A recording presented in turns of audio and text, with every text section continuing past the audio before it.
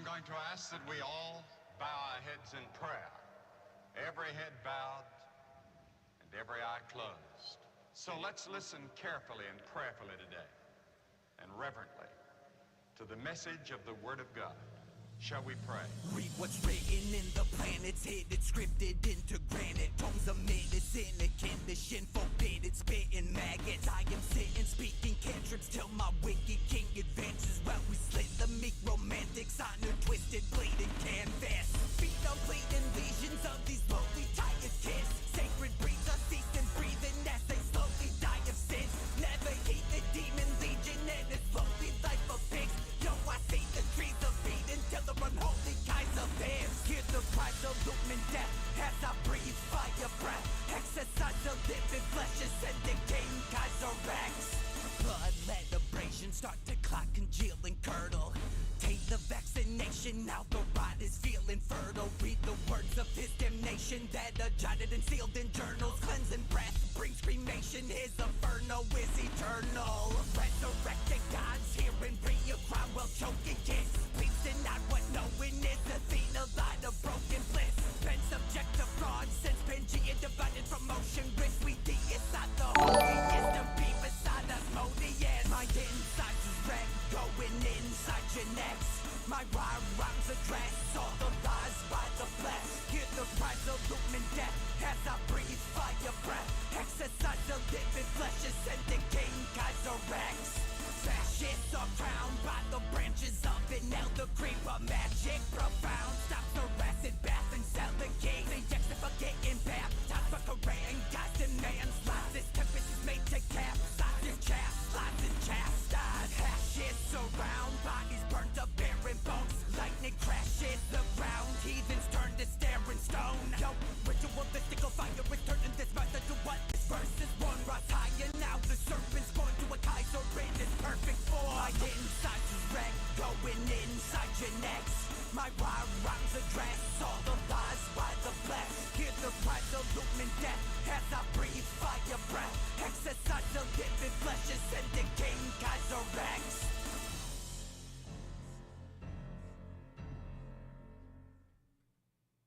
Hell was not made for you and me. If you go, you'll go as an intruder.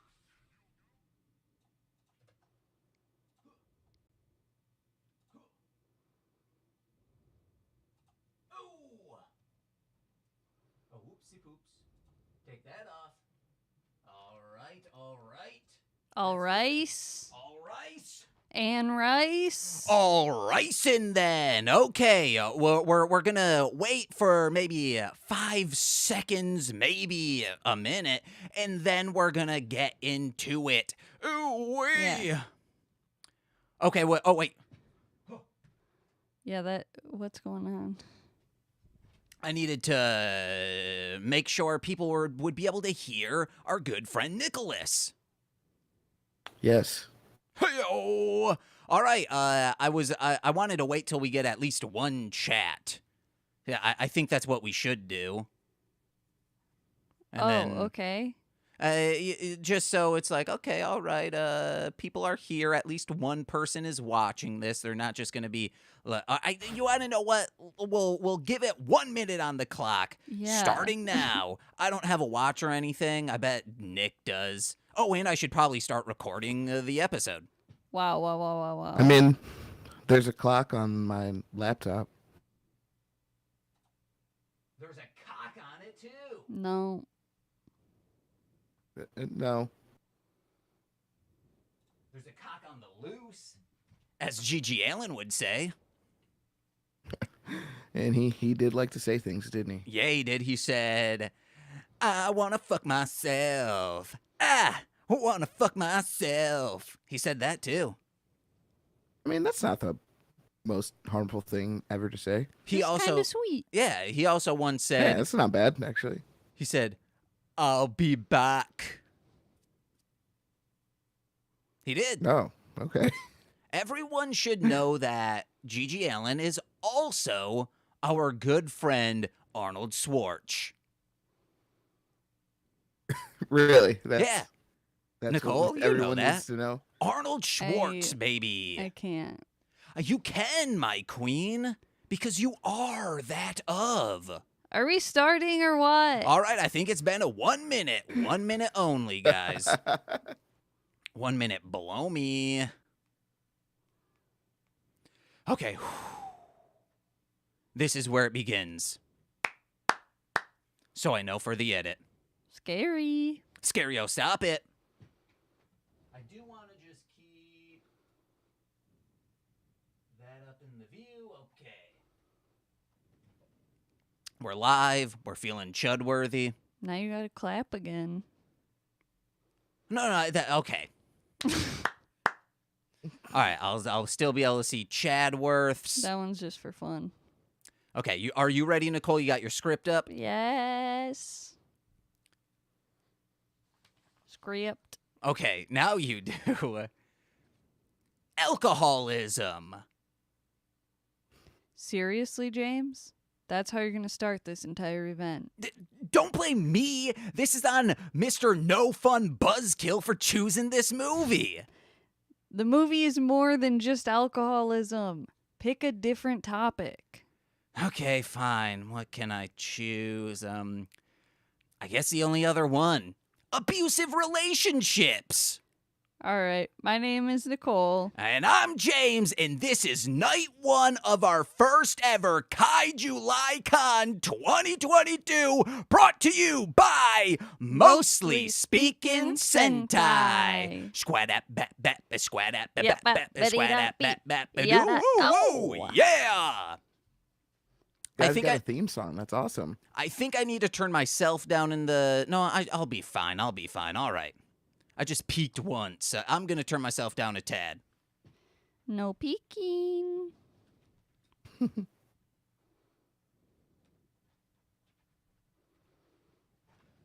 All right. Oh, yes, guys. Like I said, my name is James, and welcome to an event, if you will. And check out this thigh I have going on right here, fuckers. You can punch that, and I'll be fine. I might bruise a day later, but that's of a banana. And a banana you can still peel and... Oh, baby, suck on that sweet fruit inside. I'm talking about my foreskin if I had one, and I wish I did. Mother, why? Mother, why? Let's introduce someone who is not my mother, but she is that of a queen. It's Nicole, the Bricks, the Jakis. Jakis. Hi? Hello. Salute to you. Salute your shorts as well. Salute yourself. Salute my piss. That's what people should start doing. When they start peeing, just standing up, you probably do it in an area where it's not like, oh no, my pedal's doing a what do you call those things with you want a wiggle worm? A is that 360. a 360 in Xbox? Yeah. No, like a skateboard trick. I'm a skateboard trick, baby. You put rubber bands with a tech deck on it.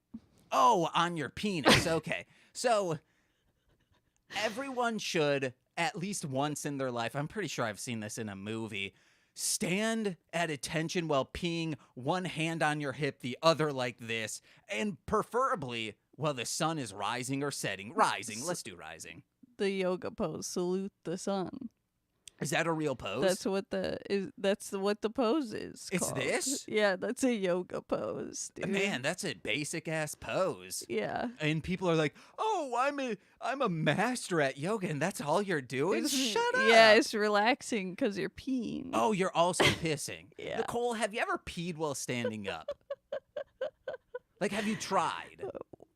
Yeah. Like into a toilet. No. Okay, you should try it sometimes. It'll make you feel like no one can strip you of your rights. Fuck. Oh yeah. Wow. Oh yeah, let's introduce our guest. You see him on the screen. Off that. Yeah, let's introduce him. He's a rapper of note. You can hear him on Spotify and sometimes on the radio, stereo. It's Nicholas, period, but just Nick, period. Or Nick, and I am just happy to be here as always. It's always fun to hang out with you guys. Thanks for having me. Nick and Nicole, I gotta tell you guys. Are you barking because of that movie we watched? Oh, watch. Dying. What is it? Bring out the bodies. Bring out the Oh. dead. Oh yeah, they bark. And they in that. bark for no No, reason. no. I'm just like, this isn't a bark. I'm just like, I'm amped and excited. Oh, okay. Guys, I'm excited not to tell you this. I am officially anti-doctor and not anti-medicine, not anti-science. Just these fuckers. I mean, I feel like you should just be anti that one doctor. No, it's the 2 doctors I've been with in a calendar year. Okay, let me set the scene. Everyone knows I got ulcers or something going on in my body. Who Sure. knows what it is? I went back in November, maybe late October. Who knows? All I am aware of is the trees had leaves that were changing a color and they fell to the ground. And I said, whoa, be-do-do-dee-do-do. So it was somewhere around Halloween is what I'm saying. Hey, Halloween dies tonight. Oh bitch. my God. Hurry up. I went to this doctor and waited 50 minutes. Like I was in the place.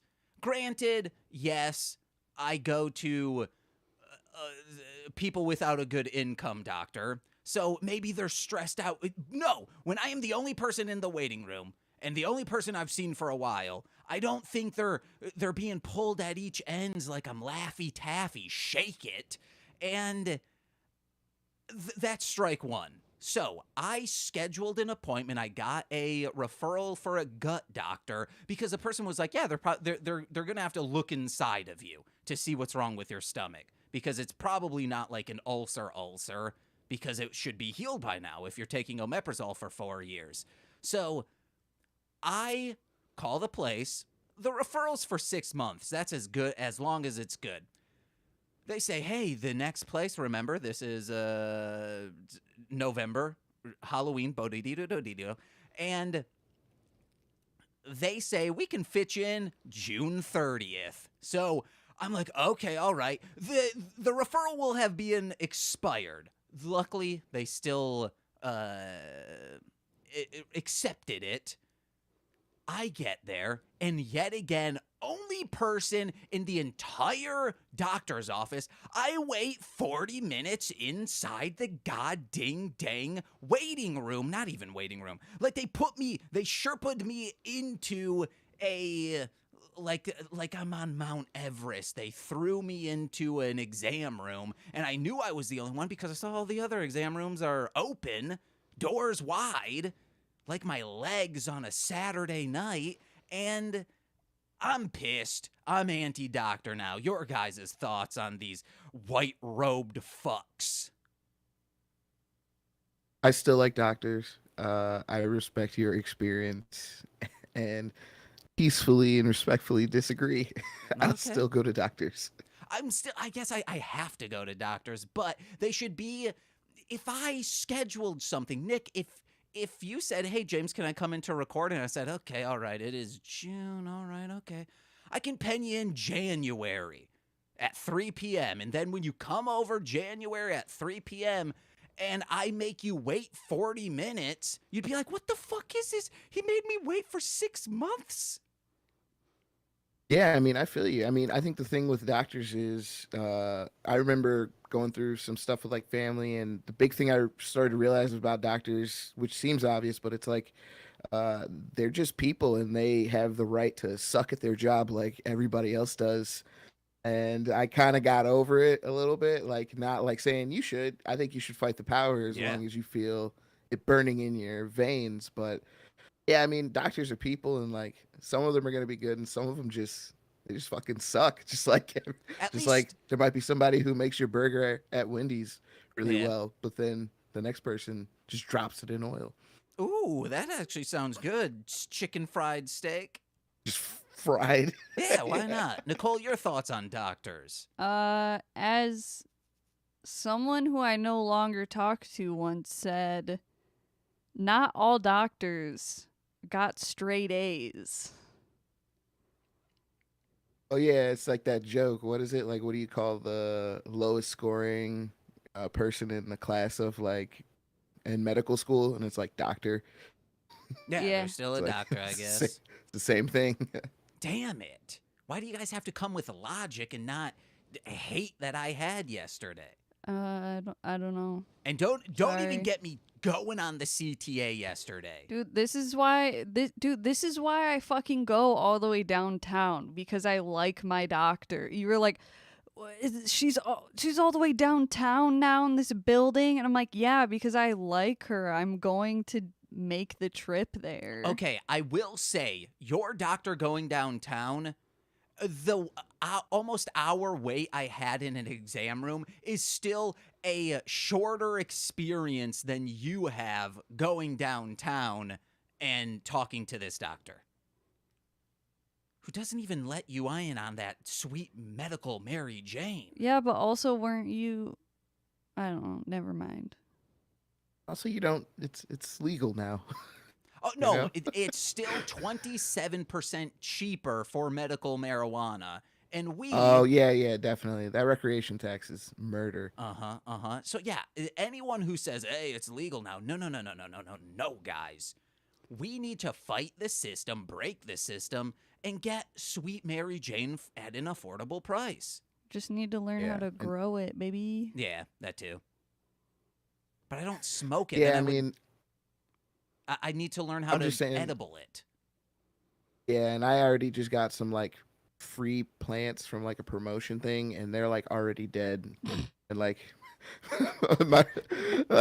Somebody just came in and they were like, your plants are like dying, and I was like, oh yeah, I was like really inspired for like a week with them. I was like, here's some water, and then I couldn't describe the amount of indifference I had to those plants' lives when I was I'd say told that today. that's user error. Yeah. Yeah, I was definitely like, well, they must be. I'll give them some water eventually. If not, they're dead. Like that's all I felt about it. I didn't even do it when they told me. What do you think is the perfect amount of weed to have on you at all times? Like I for mean, a week. I don't know anything about that, but if I was ever to It's know legal something like now. that You from can somebody, say you can say you do I mean, drugs. lots of things are legal. So I don't know what you're talking about, but I'm just saying if I thought about it hypothetically from an outsider's perspective, I would definitely feel like if you had like, I mean, depending on your frequency, I feel like you could have like a gram on you, and like you have that for like your chillum or something ground up somewhere, and you could bring that with you somewhere. I mean, that's still a ticket, I believe, at that point. If I knew anything about that type of stuff, which I don't. But I feel like, yeah, you don't usually need more than like gram and a half if you're an active person, because otherwise you just kind of want to, dip it in once or twice wherever you are and kind of go about your day with like a one hitter or something like that. I would assume. Where's the coolest place you've ever smoked? I mean, I could only imagine so many cool places that people could have smoked in their lives. I mean, I think I am a person that likes nature, and I feel like if I were someone who smoked, it would probably be like a really cool like nature area that I used to hang out in when I was younger before I did that stuff, and then you could just like go through the woods and like see animals and like it just frolicking around, and you're just like smoking a joint, and I would assume it's pretty cool.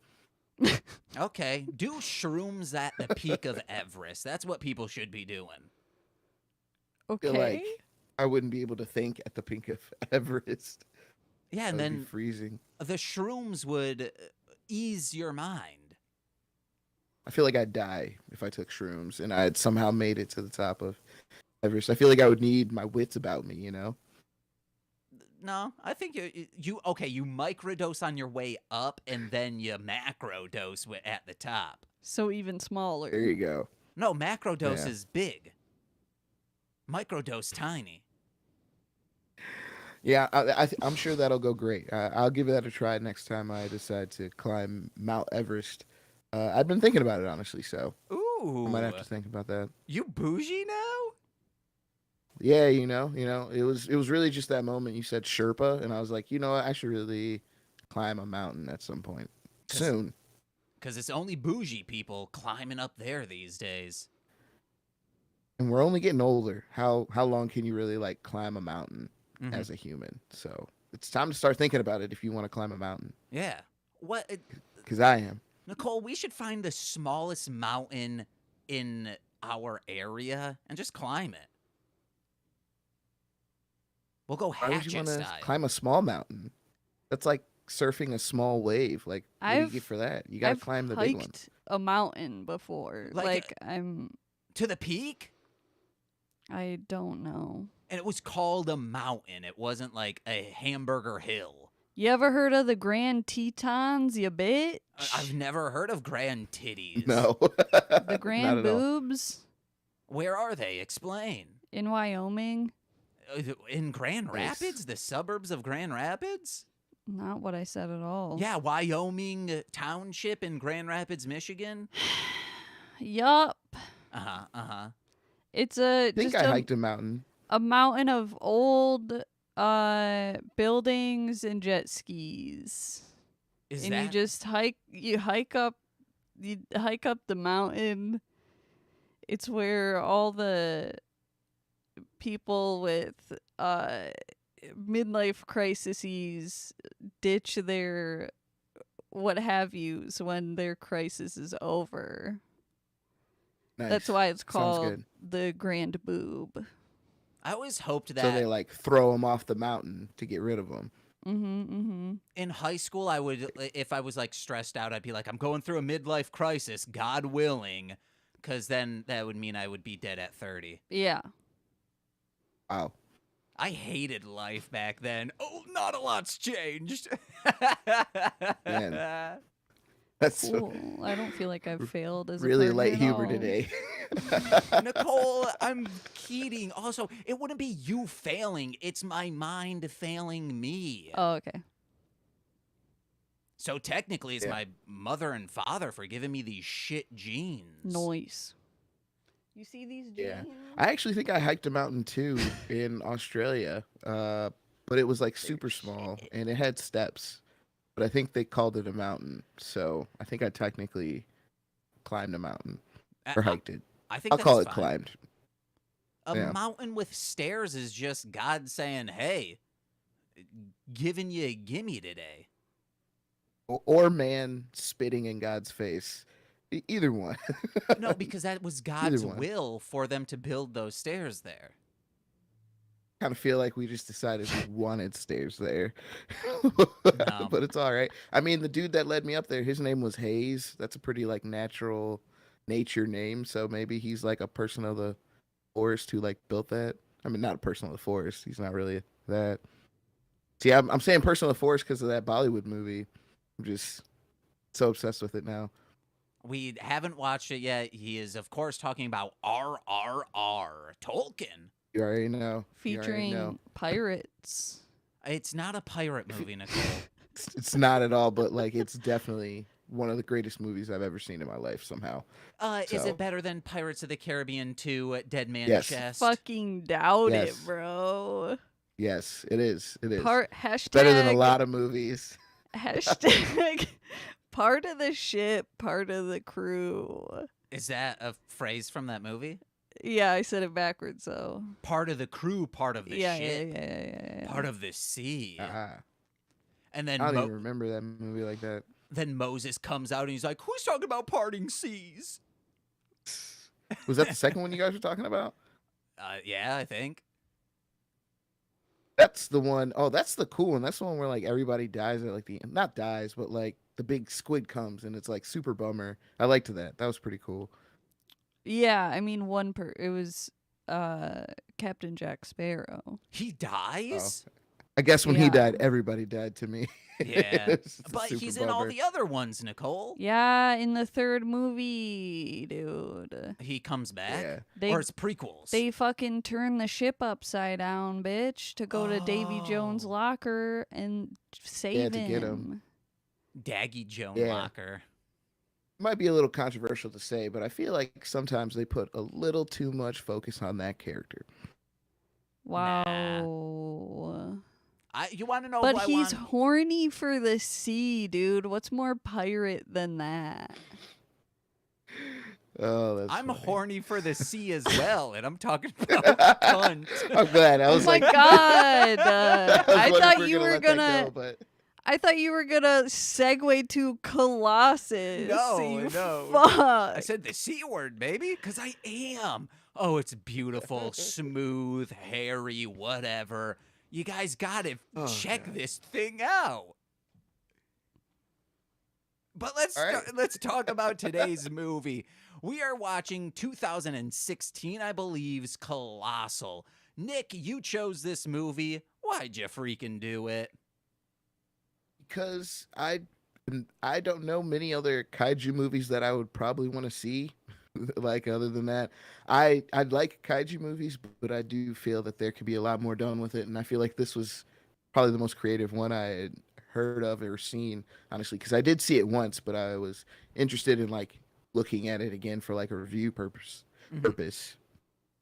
When you mentioned this, I was like, I think this was a movie that Nicole turned on. We used to bring our bed, our mattress out into the living room, and we would watch a movie, and generally Nicole would watch it and I'd fall asleep while spooning her.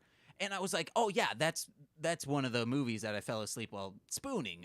And Nicole's like, no, I think we like watched this movie. And I'm like, nah, pretty sure we were spooning. And then first frame comes on. I was like, oh yeah, this is all coming back to me. And then maybe 15 minutes in, I'm like, oh yep, I sat down and watched all of this movie. I remember all of it. It's very creative, and it's the twists and turns and the weird ways it goes. It's just so funny to me. It's So I mean, funny? I took a lot of notes. Yeah, the movie's not funny to you. I mean, it's kind of sad. I mean, yeah, it's sad, but like it's also funny, like how it. I mean, it's sad, but like it's also funny Okay, at points. like my life. I guess we'll have to talk about that. All right, let's get into the goddamn thing. All right, okay. Where were my notes for this? I'm anti-doctor. That's my first note.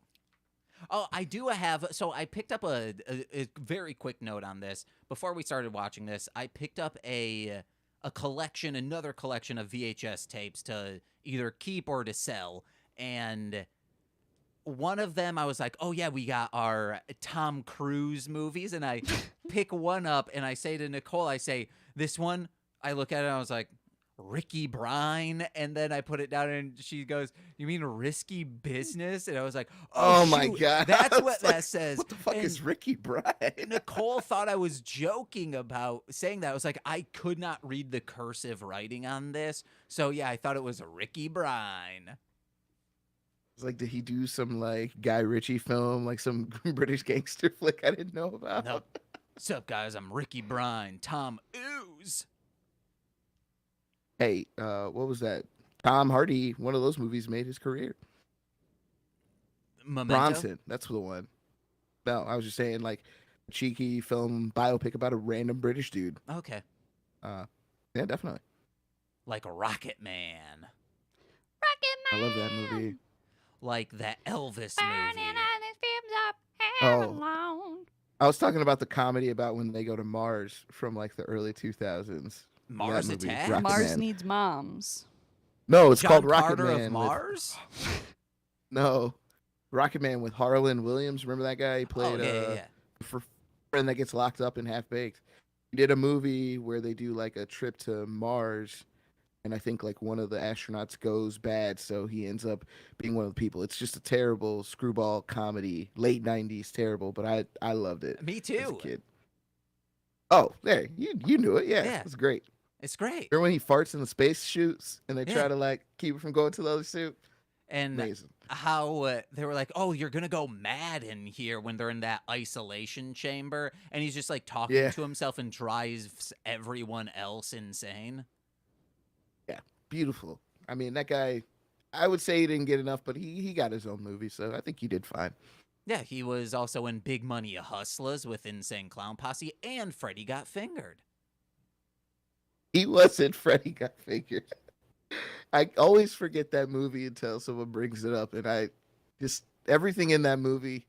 I feel like people collectively in society have forgotten that, and I feel like sometimes I want to just play that movie so people remember what they allowed. We just on did it screen. on. We just did it on This Existed. Oh my god! See, and the fact that it has to go into that, I would think that something like that should have never left people's minds, but people were so quick to want to forget that Mm-hmm. because that was one of the biggest violations on a film screen. Oh, Nah. man. But let's get into I mean- Colossal. Okay. Indeed. I only have like a few kind of like sprattered notes. And guys, I want to tell everyone this right now. Unless Nicole takes notes for Mothra versus Godzilla, she has not taken a single note on any of the movies we're discussing. Yeah, in all honesty, words. For my mental health, because otherwise I will be overworked and burnt out. Ooh. Yeah, she was doing a puzzle maybe during this, or smoking a fat stogie of catnip. Yeah. Nice. Yeah, she's like, hey guys, this is how you do it. She's showing Butter and Socks how to smoke some catnip. Sorry, I'm not you when you're 12. Yeah, I did smoke catnip when I was 12. I rolled it up in a paper towel, just like a napkin. Guess what? It hurt my throat. Surprise. I was like, oh, why do people do this? It hurts my lungs. Nobody does that. People smoke. I should have used some Bible pages. That's what I should have done. Uh-huh. You can roll with some Bibles. You can Jesus. roll blunts with Bible paper. And oregano. Yeah, that too. No, you want to use Okay. incense and myrrh or whatever it's called, Okay. because that's what. Frankincense. There we yeah. go. Incense and myrrh. Simpson myrrh. Ooh, I like Simpson myrrh. Frankincense. Actually, it's called Simpson Mo. That's who the character Yeah. is. This movie, it starts out with like this girl, and I'm like, white broads, am I right, chat? Because she's like, there's no one in chat. It's Anne Hathaway. I also forgot we were like streaming on Twitch. Yeah, because no one's Yo, here. I've forgotten. I've forgotten multiple times. No one's here. Okay. No one's beer. Okay. Get used to me. So they're pounding back brewskis, but we haven't seen that just yet because Anne Hathaway comes home drunk and she's like, "Oh, hey, does my wig look good?"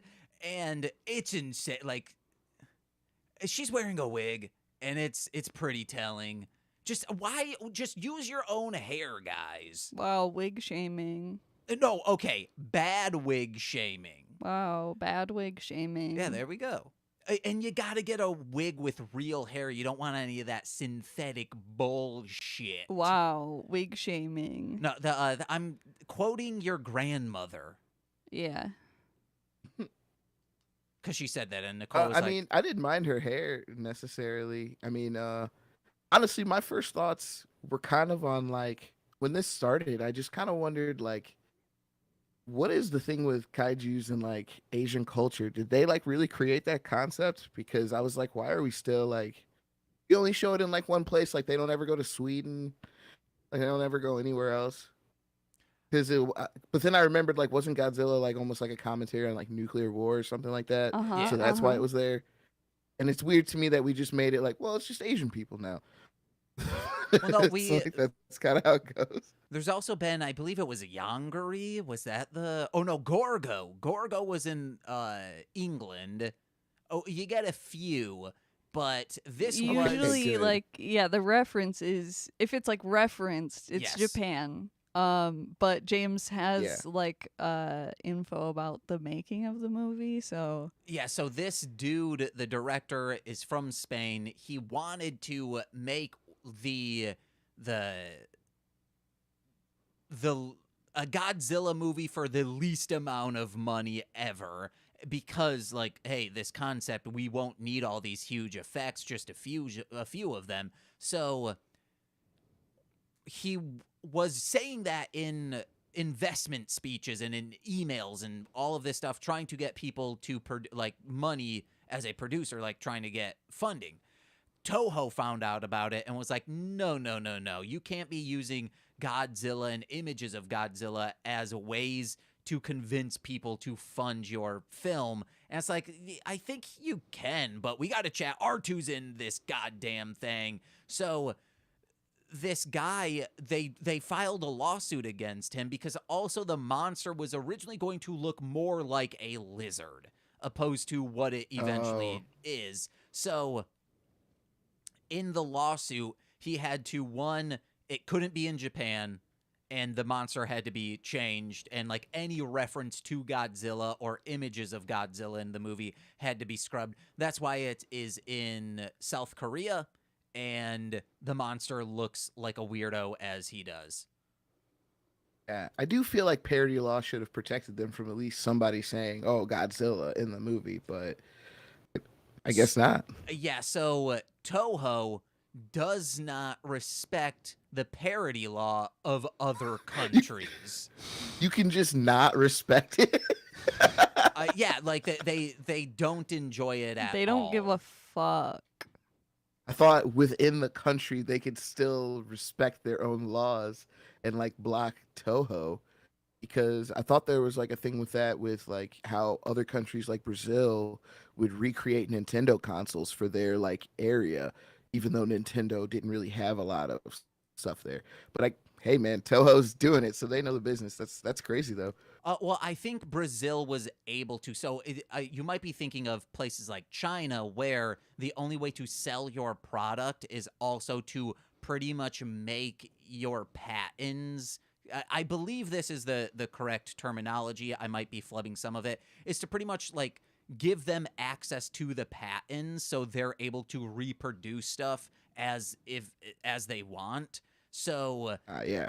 That's why you'll see a lot of those like 100 games in one for this weird console, and it's just a like clone of the Famicom. Mm-hmm. Definitely. I mean, but yeah, I thought the movie, it's such a weird movie, but I will say something I enjoyed about it is the way they do dumps of exposition.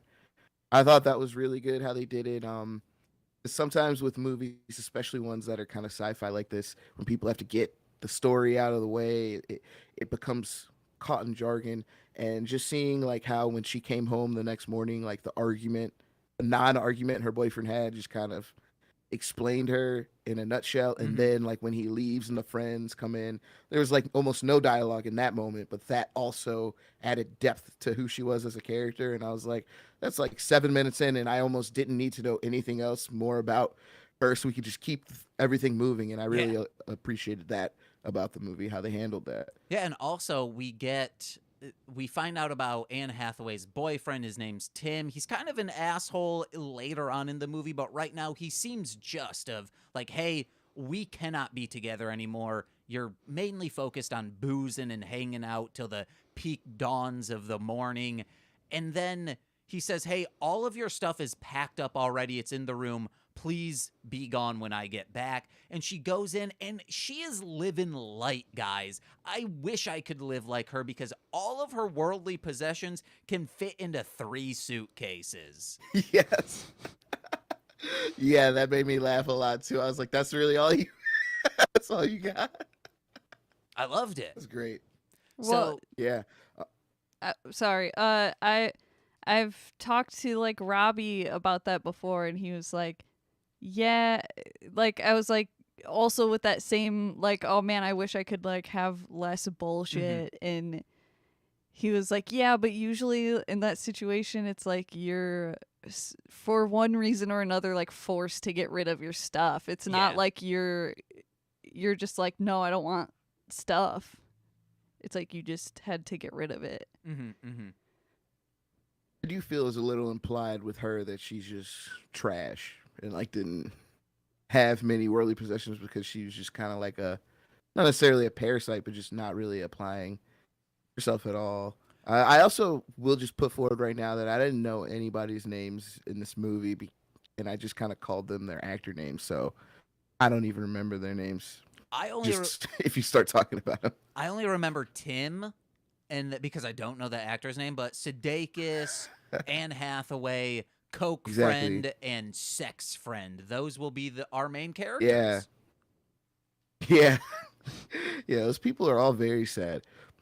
But yeah, Speaking of sad, great comedy. she goes back home and she's like, oh man, I have this beautiful house I can live at. Fuck New York City, dude. Live here. It's a beautiful, cozy house. Does look a little The Conjuring-ish, so maybe that's why she's not there. Or it's the haunted memories of childhood past are flooding back Yeah, to you her. could say the same thing about Muskegon, James. Oh, but if And I had like you. a badass house to just live in and like this is paid for, no mortgage, I'd at least go back frequently. No, you wouldn't. Yes, I would. I'd go and be like, hey, I can record here and go ee-wee-wee, and then, ghosts will sing back to me because it's EVP. No, you wouldn't. Yeah, what you should have said is, hey, that's like you, would you really go back to the house that you lived in Grand Rapids? And I'd be like, oh yeah, that is a haunted house in many ways.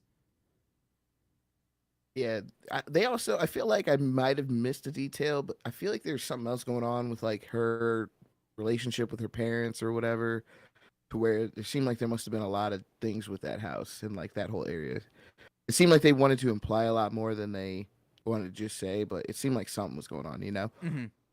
And I do like Yeah, but how we touch on that she has a sister, but we never meet the sister. It doesn't get Malignant-ish. Even though Malignant's badass, guys. Check that movie I out. fucking hate that movie. It's top tier awesome. I can't stand that movie. I was so Yeah, because I was it's a so fun excited for that Yeah, movie. it's fun. I was like, surprise, Oh my surprise. Nick picked one of the most I knew you were gonna- depressing kaiju movies. I feel like it's not that depressing. I mean, my it gets God. pretty dark at times. A But I man think- beats a woman. Yeah. And her That life was yeah, but is like trash it's is a within the context mess. of the kaiju. Yeah, I mean, well, that's actually something I did want to bring up because I did start a note at a certain point when Jason Sudeikis' character starts getting real dark. And they have that real like villain adversarial thing going on, and I was just like, first off, what's up with the dude she like slept with, like just letting her get beat up low key like in front of him and not doing anything? Mm-hmm. And then second, when Jason Sudeikis was like in full crazy mode after she had said you lost your mind and he was messing with her, I was like, this is weird because he's like not hitting her or anything like that. It was like this fake energy he had, and then he hit her, and I was like, oh, okay.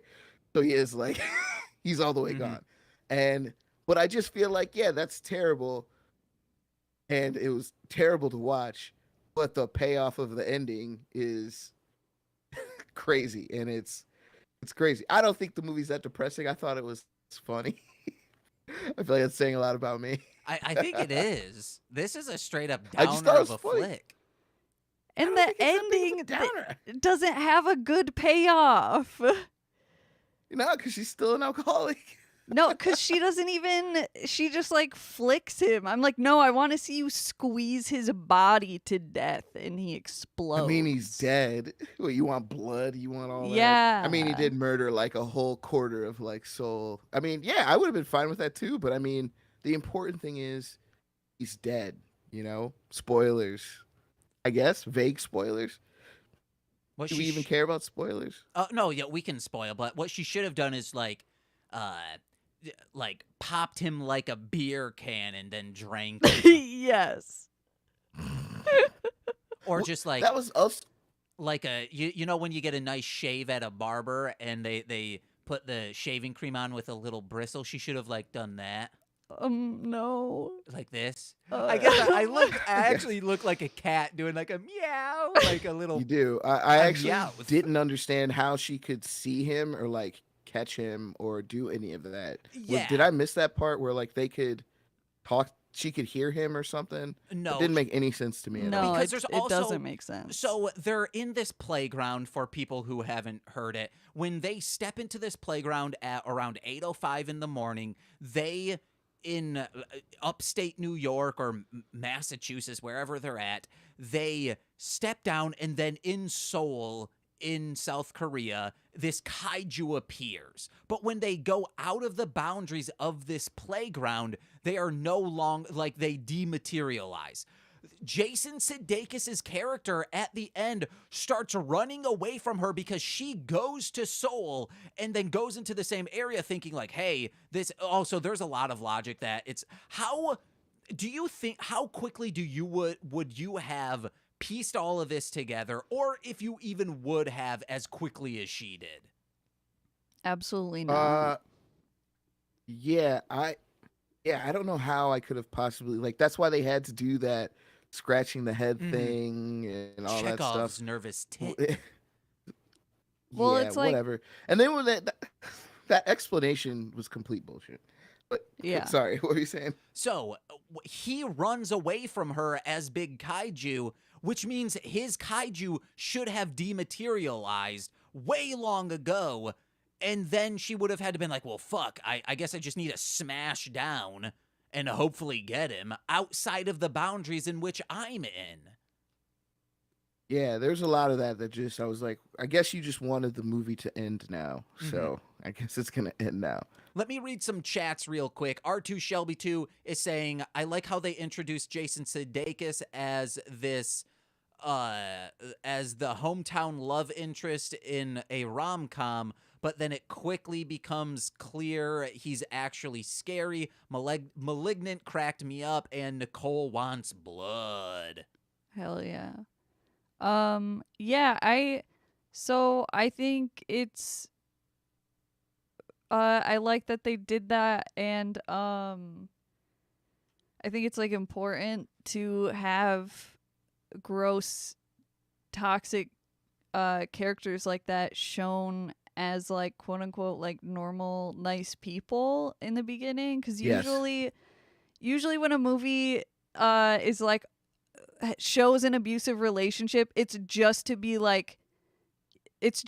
make you immediately hate one character, and so you only see that one part. It's like, oh, this person is violent and hateful, but it's like that's not how that works. Like it's like a slow, usually it's like a slow burn of like you don't realize how deep you're in it until it's too fucking late. Yeah, like 9 years in, you start seeing warning signs. I'm kidding. Whoa! We're almost at a decade, guys. We don't need a piece of paper to tell us that we're in love. God, I wish your family would understand that, Nicole. Specifically, one family member. You're the one that always fucking says it. What? No, no. When that wedding was happening, I was like, oh, I'm feeling the love of the wedding, and I thought like, hey, this is the biggest thing I can do to show you how much I love you, is like, hey, let's get married. But then you're like, I don't want that. And I'm like, okay, fine. That has subsided. It's just like when someone gets a new cat, you're like, oh my God, I want a new cat. Or when we get a new cat and I see that they're in love with each other, I'm like, maybe we should get a third cat.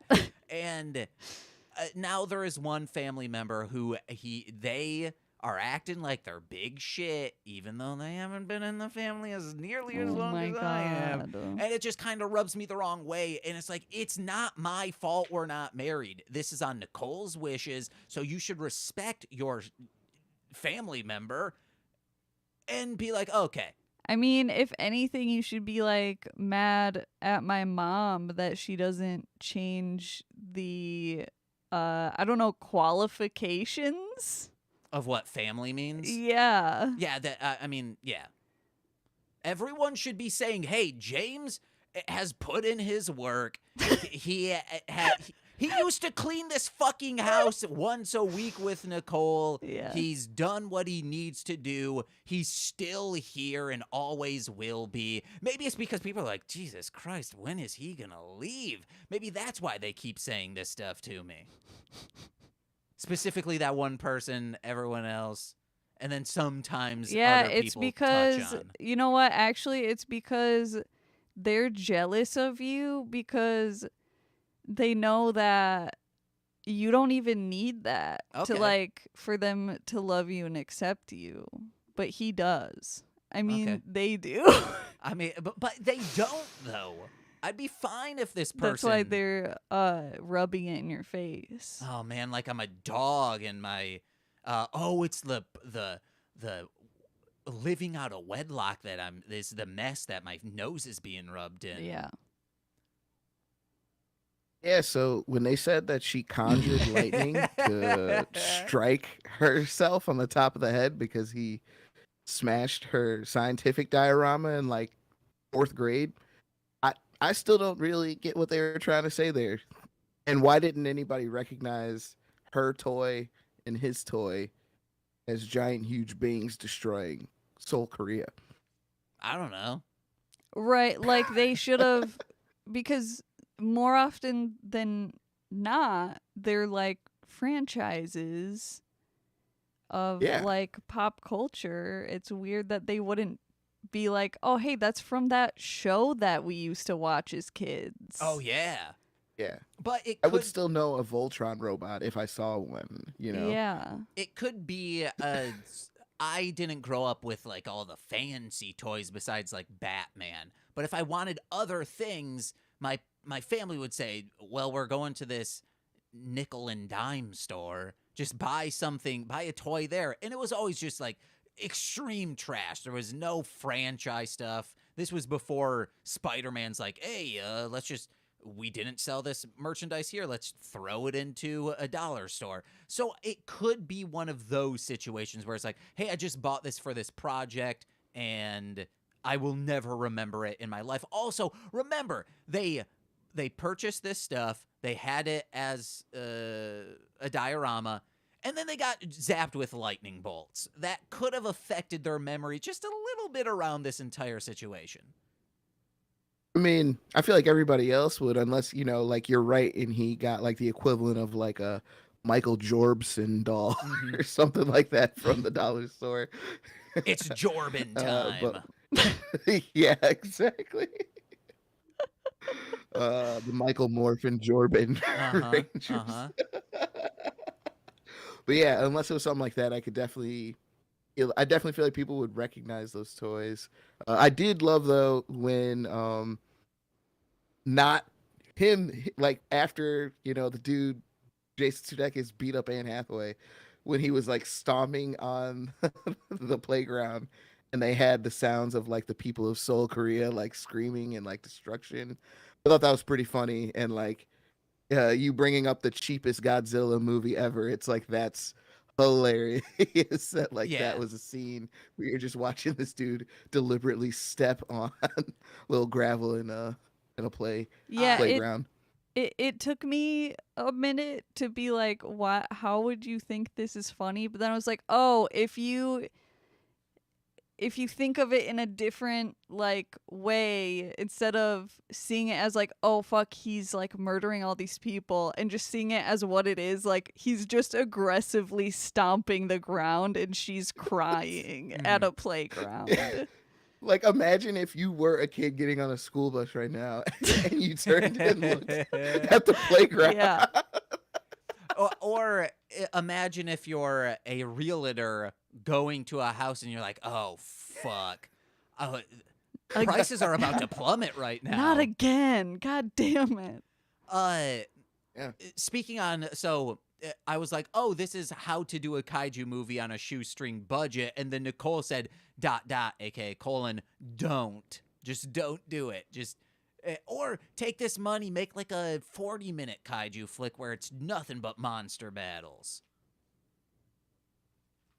Yeah, I mean, I just think it's an interesting concept, and I feel like I don't know how much better they could have done it. They could have made it more positive, maybe not had the whole gaslighting aspect of it.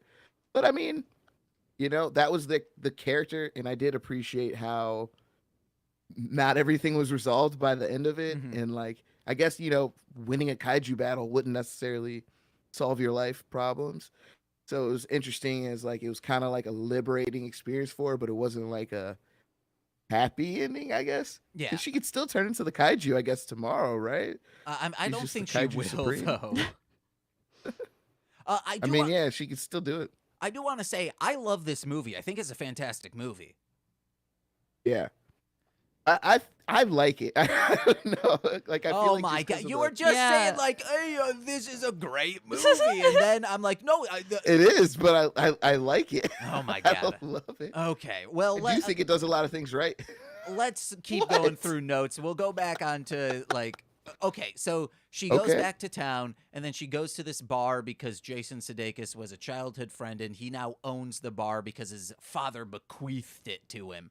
And you never see signs so just flagrantly advertising what it is than in a bar, because they just see a neon sign that says beer.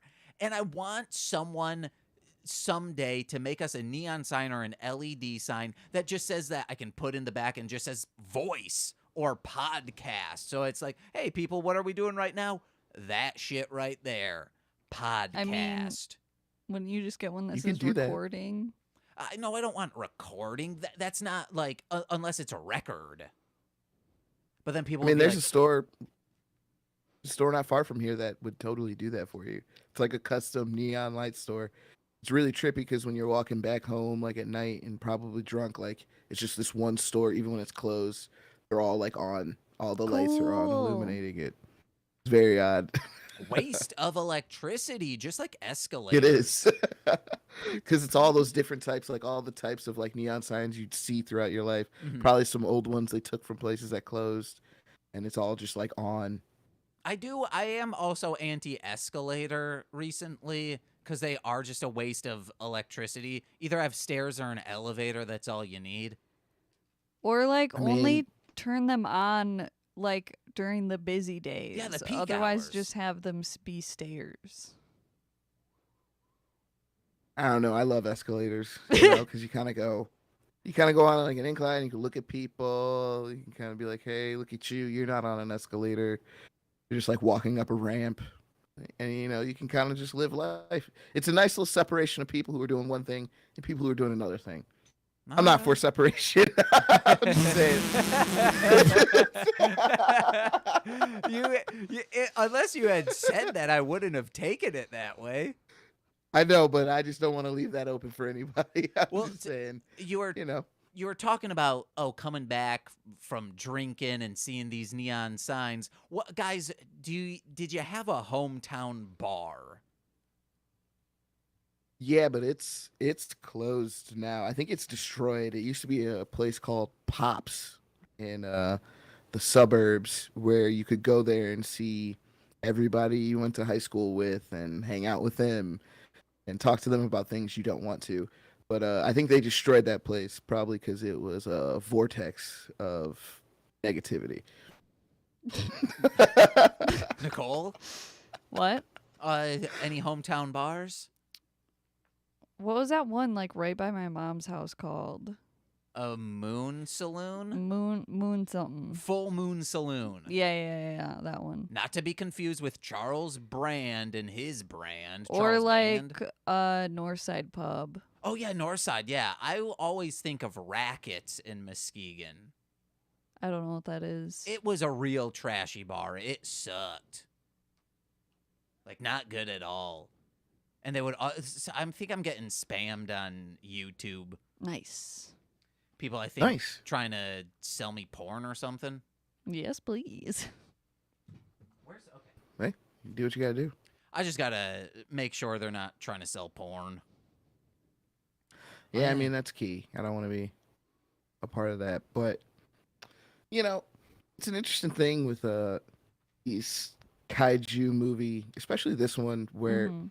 I was trying to figure out how they could link the kind of like phenom of a kaiju to such a real like basic. It's essentially a Hallmark movie that has kaijus in it, and then becomes evil Mm-hmm. A lifetime almost due to the movie. kaijus. Huh? A Lifetime movie. Yeah, so it's a Hallmark movie that becomes a Lifetime movie. also includes kaijus. Perfect. Because don't they have like the Christmas ones, but then also the depressing ones? Yeah. Yeah. Lifetime. They're like the my daughter. Where's my not without my daughter? Or I stalked saw myself on the milk carton. or stalked James, by my shut doctor. up. It's so good. It's a good movie. It's not a good movie. It's a good franchise because they No. have 5 of them, maybe It's 6. bad. Eric Roberts doing things for himself, guys. I mean, he's just always gotta stay busy, man. You know, gotta stay busy. So I just. Oh, what were you gonna say? in this movie,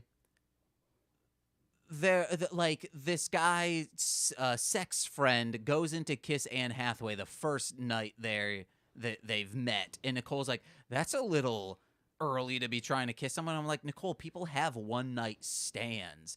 And then I thought, we do Mike stands. Why not have a podcast called One Night Stands, where one day, like someone who's really into something, like maybe, hey, Nick, you come on this podcast and it's Drake. You for one episode, and like I will for one day consume all the Drake I can. Then I get onto a podcast. Maybe it's in 2 parts. The first is like, hey, here's what you're gonna want to know, And you about... jerk off while you do it. What? Oh, because it's a one night stand. No, Yeah. we have. It's not a one night stand. It's a one night stand. So when do we have sex? Never. Penises aren't out unless it's like, I guess one night stands for, I guess like sex dolls. So you want to just like listen to all the Drake albums and then like just come and have a Drake podcast with me? Yeah, but for one episode. So like I am an expert for one day, like, or not an expert. I'm a livid fan for one day. I mean, I'd be interested to see how it goes. There would have to be real parameters of like what you have to subject yourself to. Yeah. To be prepared for that like one episode, but I think it's not the worst concept. I mean, you're essentially doing that with that ICP one because I don't think you're like an actual ICP fan, are you? You're just kind of examining their discography. I like No, to say he is a fan. I'm a fan, I guess. I used to be. You're Juggalo, James. Yeah, I used to be like it was a thing I did as a teenager, but there are some albums that hit hard, and even ones that I thought, oh, these have to suck. They're like the Mighty Death Pop is a near flawless album. It's so fucking good. A near flawless ICP Yeah. album. Like for All what right, they're dealing, it's near flawless. Yeah, there's a couple For stinkers, what we're dealing. but they also, if you have a 18 song rap album, yeah, there's gonna be some stinkers on there. I mean, Drake had a 26 one, I think, with that Scorpion one. So I'm just saying. Okay, pick the right album. I do want to ask you something. Sure. That new Drake album sucks, right? I'm not the biggest fan of it. I'll say Okay. that. I don't think it's that great, but honestly, I haven't really been into most Drake projects. I think they're fine, but the last one I really kind of stuck and hung on to from him was in like 2015. So I like Drake. He always gives me something, you know, but I usually keep rappers like that at a rule where if they can give me like 3 songs that I listen to all the time off each project, I usually just take it as a win. Like Kendrick's project, I felt the same way. Like he gave me like 4 or 5 songs I really like, and I was just like, all right, I'm good. Well, I need the rest of ICP, they'll give you 14 an album. They're all gonna be bangers, huh? They're all just gonna be absolute bangers. Even Sean did agree with the Mighty Death Pop. He's like, yeah, this is fucking great. Because he's never All right, listened to them before this podcast. Yeah, I mean, maybe I'll give it a try, James. One night stand, baby. All right, the next note I have is, this is the easiest fix of an issue in a movie ever, which is, hey guys, don't go to this playground. I mean, but yeah, that's the conflict, isn't it? That how could you stay away It's so easy. But then, we do get Jason Sudeikis. Yeah, of, but she could have just never told them. she shouldn't have told them, but I guess she didn't have the inkling because she forgot because she has lightning brain right now by his badness. How would she have known that like he would be the only other individual on Earth that would also be able to manifest a being And stepping that in there? he would and do it to keep her around like a psychopath. Also, those variables you can't really predict those. I mean, her not remembering is from her drinking. Oh. I thought it would have been from the lightning Well, bolt. what about when he was like? Well, I mean, yeah, some of it. I don't know. I guess. I don't know. I don't know either. Her childhood, I don't know, but like the times that she was like in the town. Oh, no, I was specifically talking about childhood. Okay. Yeah, I mean, I don't really know what was going on during that part. Like, I just feel like that's a big. There's not a good explanation for anything we really see here. So, but I was fine with it. I was able to take the leap. I mean, I just thought it was pretty well told for a story that sounds like a train wreck attempt. You know, like it would be a train wreck of a movie. Yeah. I do like how every time she falls asleep in the beginning, she's like either sitting up, which sucks. Don't fall asleep like that. Or she like deflates and she wakes up and she's like, ow, my boobie. Yeah. Yeah. Is falling asleep on your boob hurt, Nicole? Yeah. Okay. You're like, haha, hashtag relatable. Yeah, that's what you do. Hashtag it. Guys, okay. Kind of like, hey, what Ed, and Eddie character would we give each other? Real quick, Nick, what do you think we are? Who's the Ed, and who's the Eddie? Of us three? Yeah. I mean, you're definitely the little one. I mean, I'd probably be the one with the cap, and I just feel like Michelle would be that double D just because it's not Nicole. Sorry about that.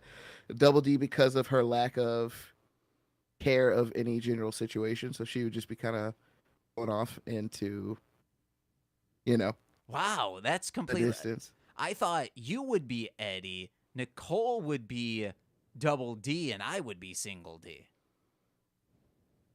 Nah, I mean, I'm super paranoid and super, neurotic. So I feel like I would just be the cap guy. And you're the one with the schemes, man. You got the shows, you got everything going on. And the Nicole just rhyme kind of is like, schemes. and the rhyme schemes. And Nicole would just kind of be like, yeah, all right. Okay. Well, that Kind of like now. oh yeah, I guess you're right. All of that to bring us to this. Which aspect ratio do you guys think we are for? Out of these three, anthropomorphic widescreen, which is what you see on like a movie, like today's movie. You have HD widescreen, which is 16:9, or the full screen 4:3. I'll just go with 4x3 because I'm old school. Okay. I'll go by that one. Nicole, what? And Zack Snyder's Justice League was in that. Oh yeah, it was. Nicole, I think you're anthropomorphic because you really want that 35 millimeter feel to Nicole, and I'm just I'm a digital age boy. Okay. I was hoping you guys would just say moving on before we tried to dissect that, but you say things and you gotta follow through, James. No, you don't.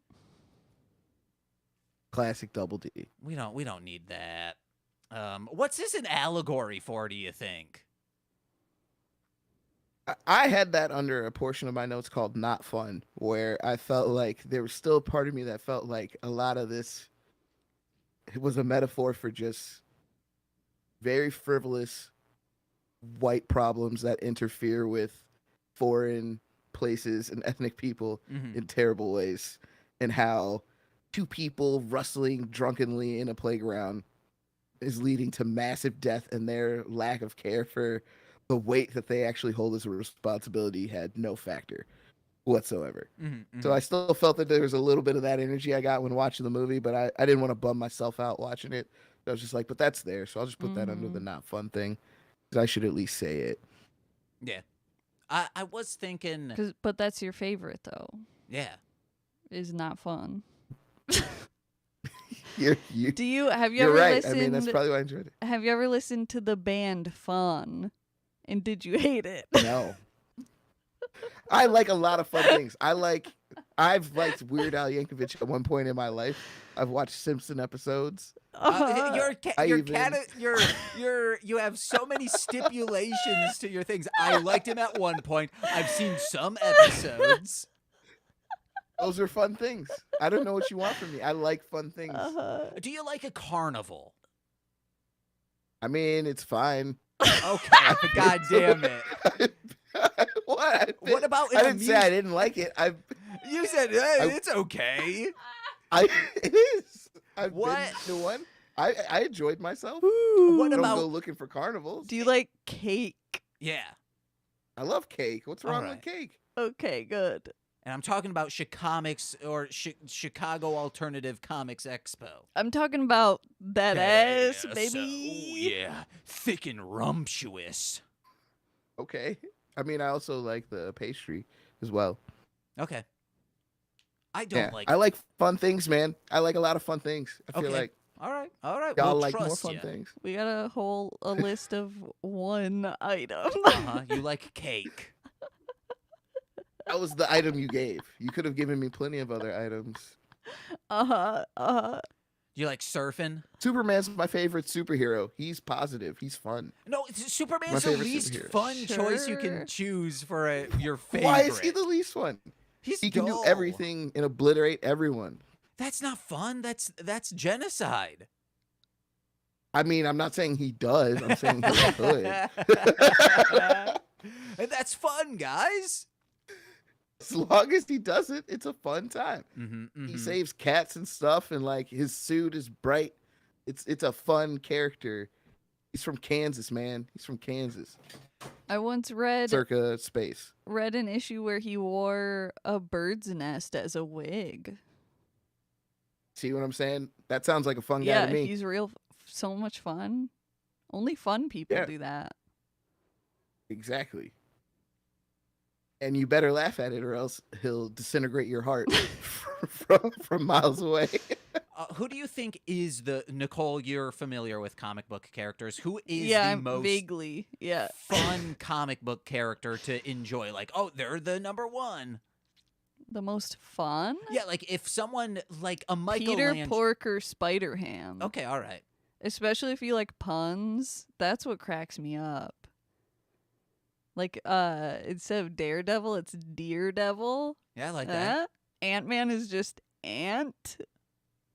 It's true. It should be Aunt Man, and it's a dude who is an aunt to everyone. Yeah. Or You dresses want up. to know how he gets his powers? What? He's a spider that gets bit by Aunt May, who is a pig. Okay, all right. I like See, that. that's fun. I like that. It's I liked Spider-Verse. super fun. Man, you loved Into the Spider-Verse. You said, dang, dude, I gotta check this out in theaters 6 more times. 6 more times. I do think it's one of the best superhero movies ever, though. Hell yeah. And if it wasn't animated, people would respect it more. I feel like people would respect it less if it wasn't animated. That was I think kind that's of what fair. was fucking cool about it, was the animation style. I agree, but I also feel like that stuff is the reason why people still will talk about Endgame. Like, that's like the best superhero movie. And I feel like Spider-Verse had like better motif, better execution all around, better characters, Mhm. and all that stuff. But because, you know, it ain't got RDJ in there and Hemsworth and Captain America, you know, they're always going to give it to those guys. Yeah. I like how you said actor name, Captain America. Because I couldn't remember his name. Christopher I couldn't remember Evan. his name. Chris something. I know. But I couldn't remember the name though. And nobody actually likes Iron Man or Thor. They just like Robert Downey Jr. and Chris Hemsworth. Those characters were like, they were known and popular enough, but they were not like those types of characters for those actors. Yeah, now they're cool. Yeah, but I don't think either part is better without the other. I think both the actors and the characters need to be the same for them to reach that peak popularity again, because I don't think people don't really gravitate to any of those actors' projects outside of Marvel. People don't seem to gravitate to the new versions of the characters. What are you talking coming. about? Due Date? That movie was great. No, it wasn't. I wish Yeah, I knew come a on, man. single Chris Hemsworth. You know, was he Fucking in Ghostbusters, Okay, all you right. bitch. That could have been another Hemsworth, Nicole.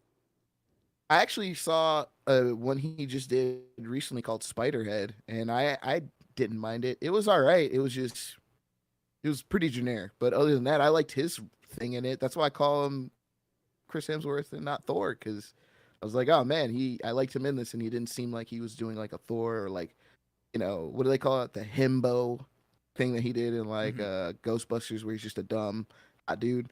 He kind of had like a charismatic, like smart character, and I thought he did all right.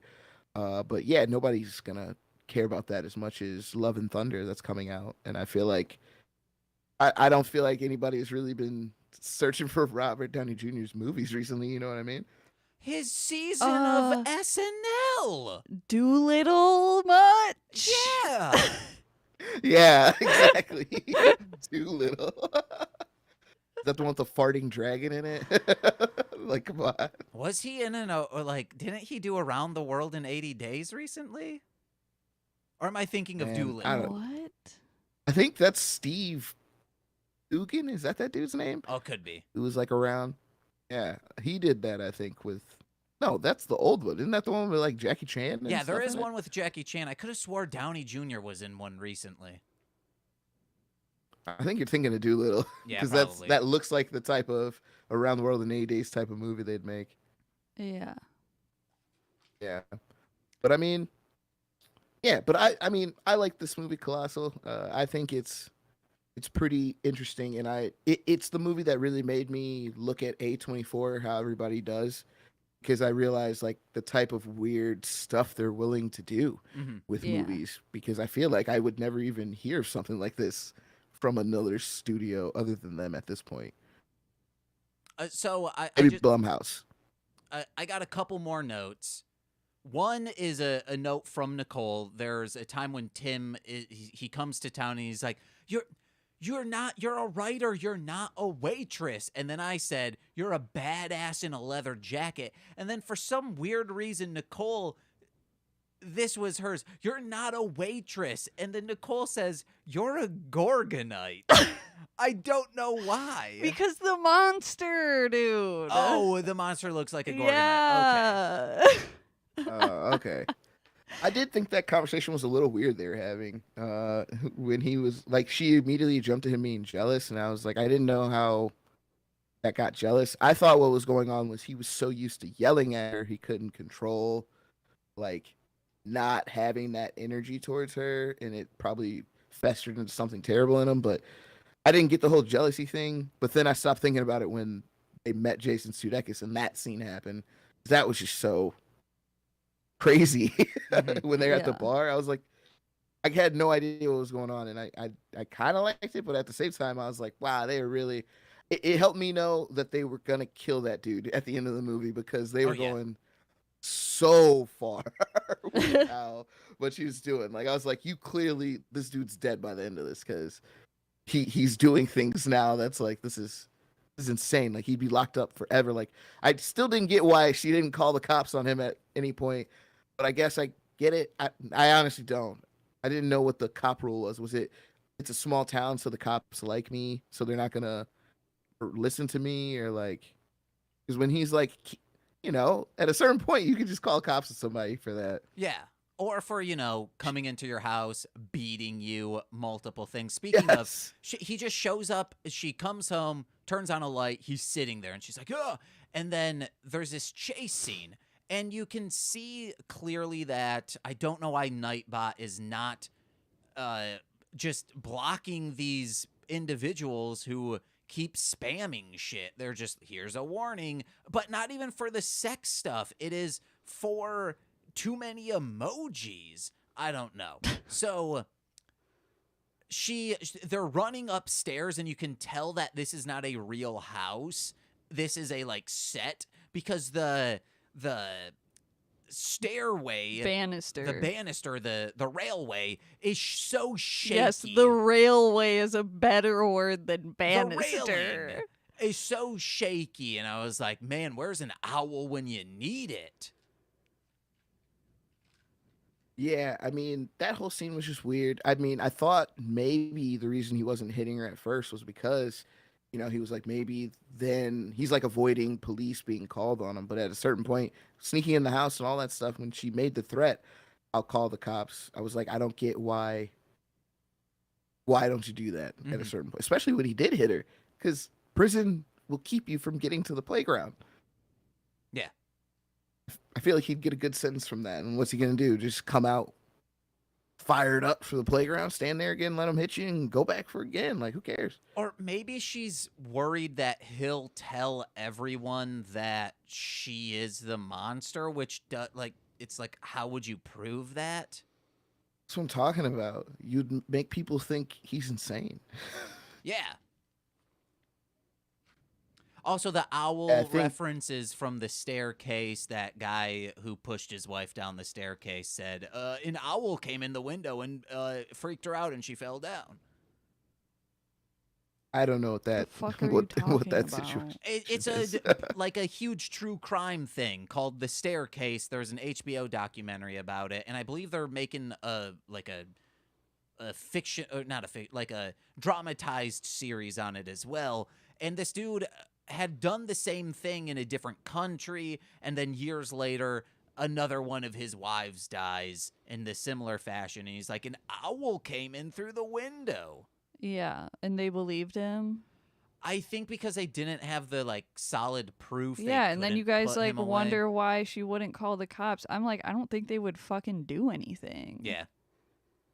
Yeah, I mean, I thought he had that energy of the small town thing, but I just thought when he punched her and Sex Buddy was there to see that.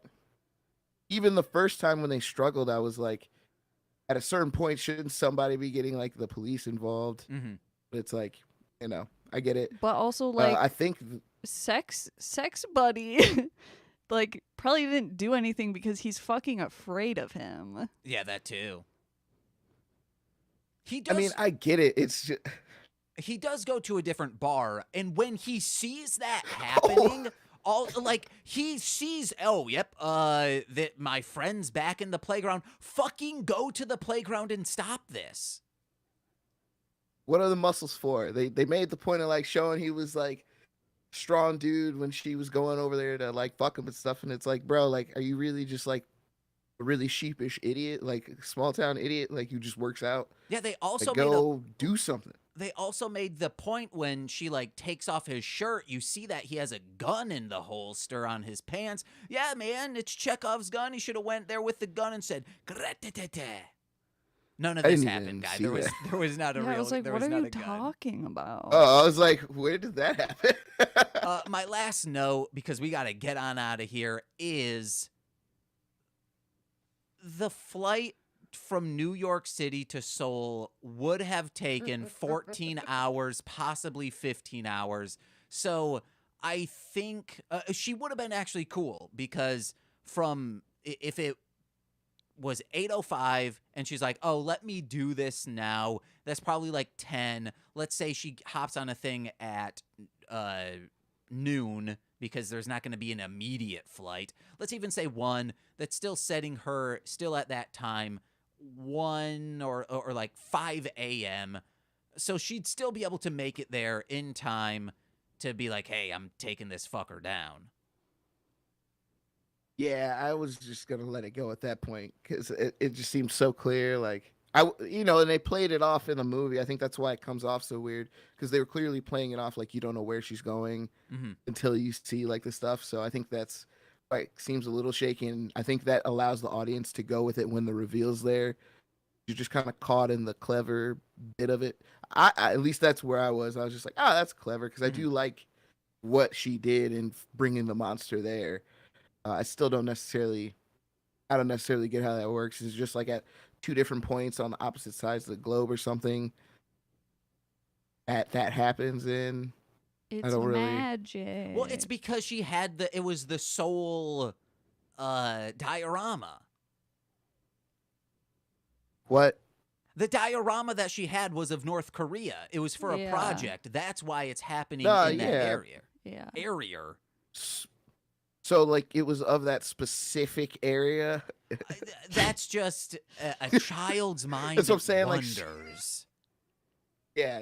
I mean, and I'm not trying to do that. That's why I was like, it works. It worked for me enough. I thought, because I've seen this before, but I forgot how it ended. And I thought it was going to be like she shows up in Seoul and the monster still shows up, but in Seoul. And then you just get like a monster fight. No. But yeah, we don't. That dude gets yeeted. That was going to be somehow. Yeah. I was trying to make the opening that it's like Jason Sudeikis wakes up and like I'm playing Jason Sudeikis and he's like, I'm still alive. And then Nicole comes in and goes, hi, I'm Saint Peter. And he's like, oh shit, I'm at Heaven's Gates. And then runs down a list of things I did bad in my life. That would have been great. Didn't have time to write that up. And, you can't depend on Nicole, or not depend on Nicole. You can always depend on Nicole. You can't ask Nicole to do a lot of script reading. When Is that true? I can't fuck you because I can't spoil it because it's a script that James wrote for a future thing. Coming up in a few hours or next week. And I would say that most people would also be like, James, what the fuck? I did not agree to reading this. To reading this? But I wrote it and read it to you, and I was like, this is the intro. Yeah. You didn't say I was gonna be saying stuff. It should have been inferred and implied. All right, guys, thank you so much for listening. Thank you, Nicholas, for being here. Sorry we really didn't talk about the movie, but... I feel like we talked about it a lot. Yeah, we did. Oh, damn, really? Okay, all right. I went through all my notes, so Yeah. I feel like we talked about it a lot. Shove my asshole dry. Nick, what do you have to plug? I mean, I have a new song out called Mind Blown. You can find me, just type in just Nick, the words just Nick and the word period in a search engine. You can find me. You can find me on all platforms, all my music. You can find my articles on my site, justnickperiod.com. And, hopefully you can find more episodes of me on the MLM Pod Network universe existence, whatever it is, You guys are ubiquitous these days, all around. Again, thanks for having me also.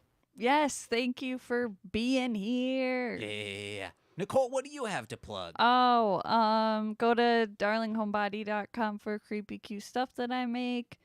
Follow Darling Homebody on social medias, and then patreon.com/darlinghomebody.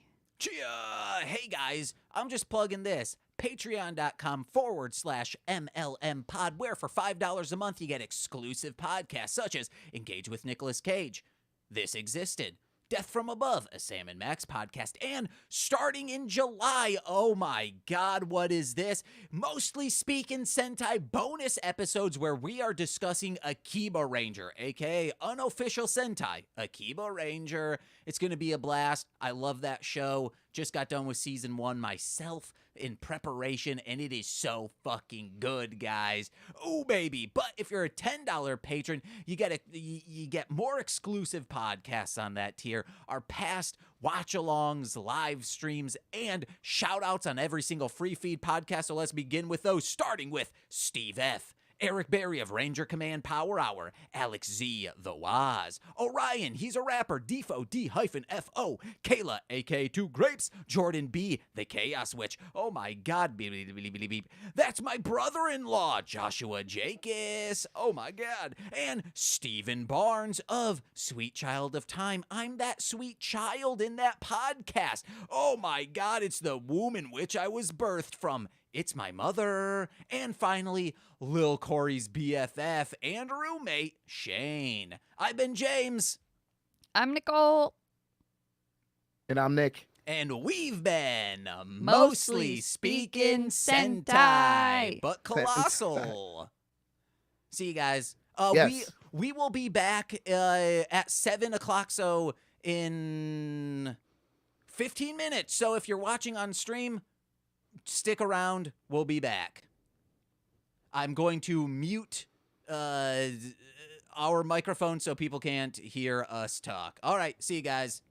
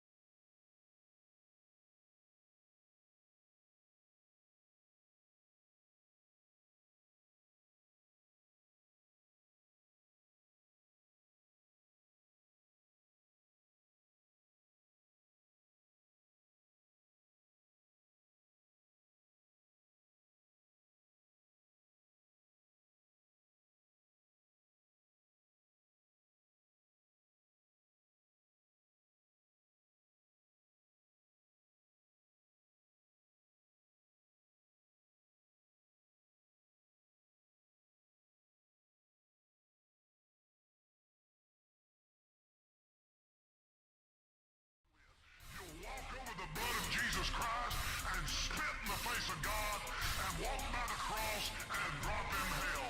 That's what will happen to you. Catastrophic, that the monster of X in this genre of death, not beyond the apex. A man of logic, spitting gothical text. It's a probable bet of a possible threat. Unsealing my seal with a fat man blast. You're concealing your squeals with the black mask pass. Revealing I'm real to your class at laughed. I smash in the dash cause I clap back fast. Testing up my scales as I crash out the ocean. Injected from my gills, pulling blood, it's corrosive. Infection make you ill, coach your betting dead roasted. Perfecting how I kill with the plague of cranes locust. Entangled the king, I'm thankful to be your tranquil disease. But in here, there's no sympathy. Nangle with ease when you wrangle with me. Think you strangle with strings that you hear in the symphony. Chemicals embedded in the soul. I'm tragedy you read inside the scrolls. Chemicals embedded in the soul. Chemicals embedded of the tragedy you read inside the chemicals embedded in the soul. I'm tragedy you read inside the scrolls.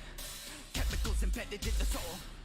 Chemicals embedded of the tragedy you read inside the continuous terror with my thin thread breaks. Your strenuous terrors bring a grim headache. I'm sin set astray with akin to decay and a venomous wearer of skin dead snakes. No delaying doomsday with your primitive shit. This fatal plume came from your ignorant wit. I'm whispering this to the shivering kids. Stay hateful today, nuke the winter exists. Slip the ligaments of the instant belligerent, dismissing innocent. I'm a sinner in a slitherin, obliterate, obliterate. Sickness of the simpleton, I'm bigger than the withering. Pimper than the shivering. He bursts like your boils when I radiate warfare. Nursing with oils when you radiate. Swords flare, rabies A4, paraphrase, afraid. North says cursed at the soil in decayed in the warm air. Chemicals embedded in the soul.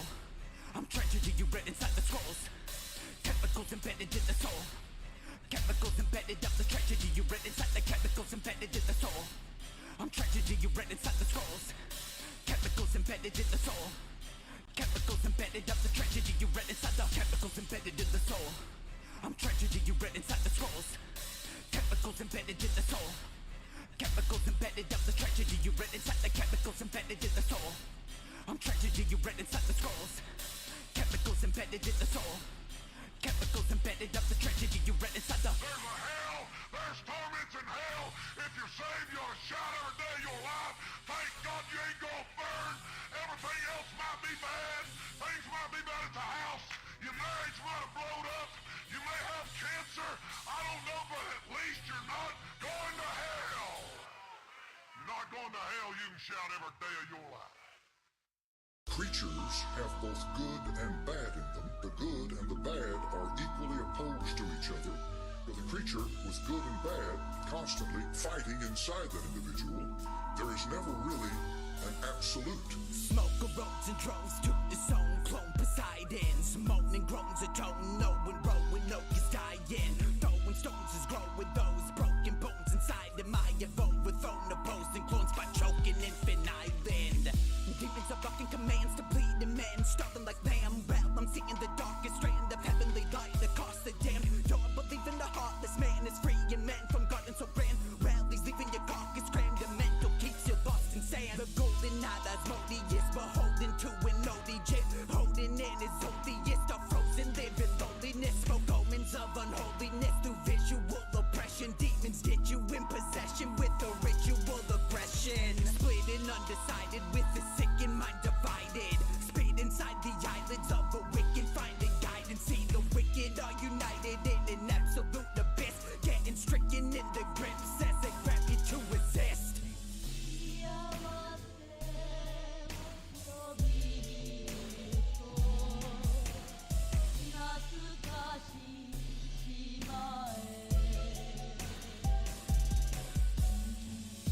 Man, they rather hate you than just opt to listen. Man, rappers get paid without a pot to piss in.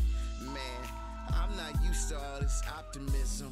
Blind faith, I just wonder how the optics miss them. Too much of good things that I give you are products of the bad times that run through my mind at night by my lonesome. The fact I flipped them shows me how much I started to grown some. Dark skin, but my music could stand the light in the tone some. Too many people love me to hate myself anymore. I'm really been the best at this, not faking it anymore. If repetition breeds insanity, what am I doing different? How will the people speak of me the moment I make them listen? I mean, what I say that is if you heard it correctly. If not, well shit, your words can't affect me. What I look like defending myself to someone who couldn't offend me properly. I stick to being what people ought to be.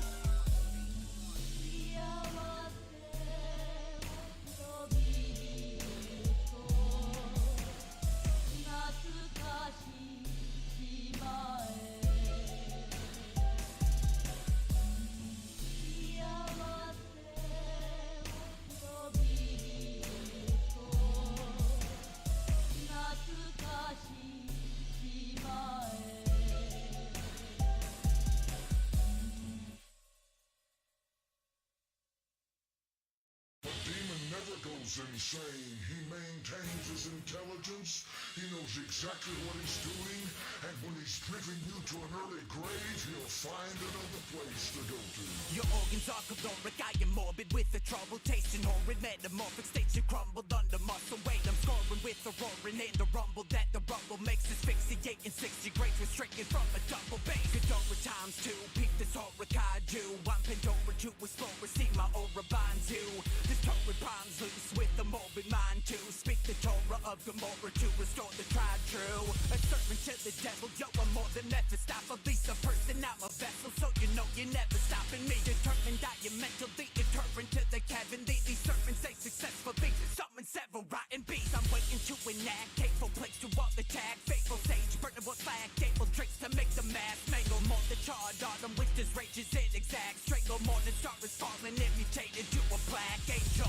I'm the demon breathing sin inside the monastery.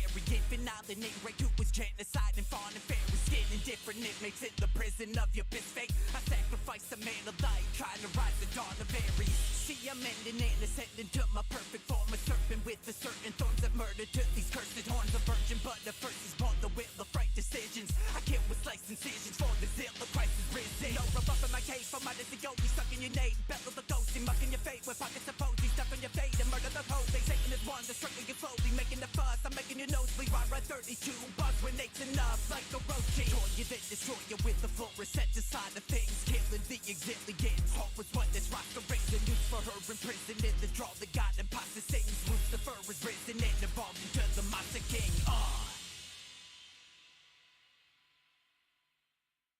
In the year 2014-2015, there was 4 blood moons. Each one fell on a feast day. It was like a sign of judgment, and God had sent me out all over pronouncing judgment and asking people to repent. Yeah, pumping plasma out the arteries of innocence. Huff through asthma with the carnivoric stimulants. Part of me is missing in this artistry of elements, but bards will be belligerent from hardly seeing Benjamin. The philosopher is actable, then but it becomes magical. The cloth of Christ incredible to dozen buzzing skeptical. Mothra hand the man the gold who carve it like the centerfolds are wrought inside tormentors rolls and punished in a set of scrolls. Seminal sibilance, syllabic symbolism. I'm sporadic with decisions like an addict exorcism. Spit the ethical equivalence of classic Satanism, wreaking havoc trapped in prisms of a tragic inner schism. Not in the rings like a clot in the brain, hacking the shock till my pockets are drained. Monster constrained, but the problem remains. I'm jotting my thoughts on the topic of pain. A thought deranged, rain on the arrogant and ignorance. I cross through strange planes to a rare ascent of ambivalence. Raging in our head, yo, we're staying for the new days. Bathing where we bled, well, we're praying for a moon base. Hanging by a thread, no, we're swaying from a shoelace. Bathing where we bled, well, we're praying for a moon base. Traveling through this astral plane, not knowing where I'm going. Unraveling as the acid drains and floats to open ocean. Seeping sadness as my passion gains a boasting in these poems. I'm just rambling like a rabid Dane who's choking through his joking. I'm coping well, I'm quoting crumpled catalogs of quotables. Flowing with the toast until my travel log and throat is full. Rolled all my devotions of this craft that's for the old heads. I'm laughing, taking rolled meds and mansions made by mole men. I'm busy on a tangent that derailed to nailing quarries. Seldom say I'm sorry with entrails impaled like orgies. Pity that your pageant with my failed gala glory. Spitting veiled allegories that detailed sadder stories. The god of destruction is causing the fuss while splitting cerebrals and covered in pus. Got a concussion is pausing my trust. Commit to the evil, the suffering lust. Stuck to disgust, significant rust that forms into pus. Replacing my cuts, rotten disgust with dissonant hush. Snorting through words till my face is flushed. Raging in our head, yo, we're staying for the new days. Bathing where we bled, well, we're praying for a moon base. Hanging by a thread, no, we're swaying from a shoelace. Bathing where we bled, well, we're praying for a moon base. Raging in our head, yo, we're staying for the new days. Bathing where we bled, well, we're praying for the moon Base hanging by a thread, no, we're swaying from a shoelace. Bathing where we bled, well, we're praying for a moon base.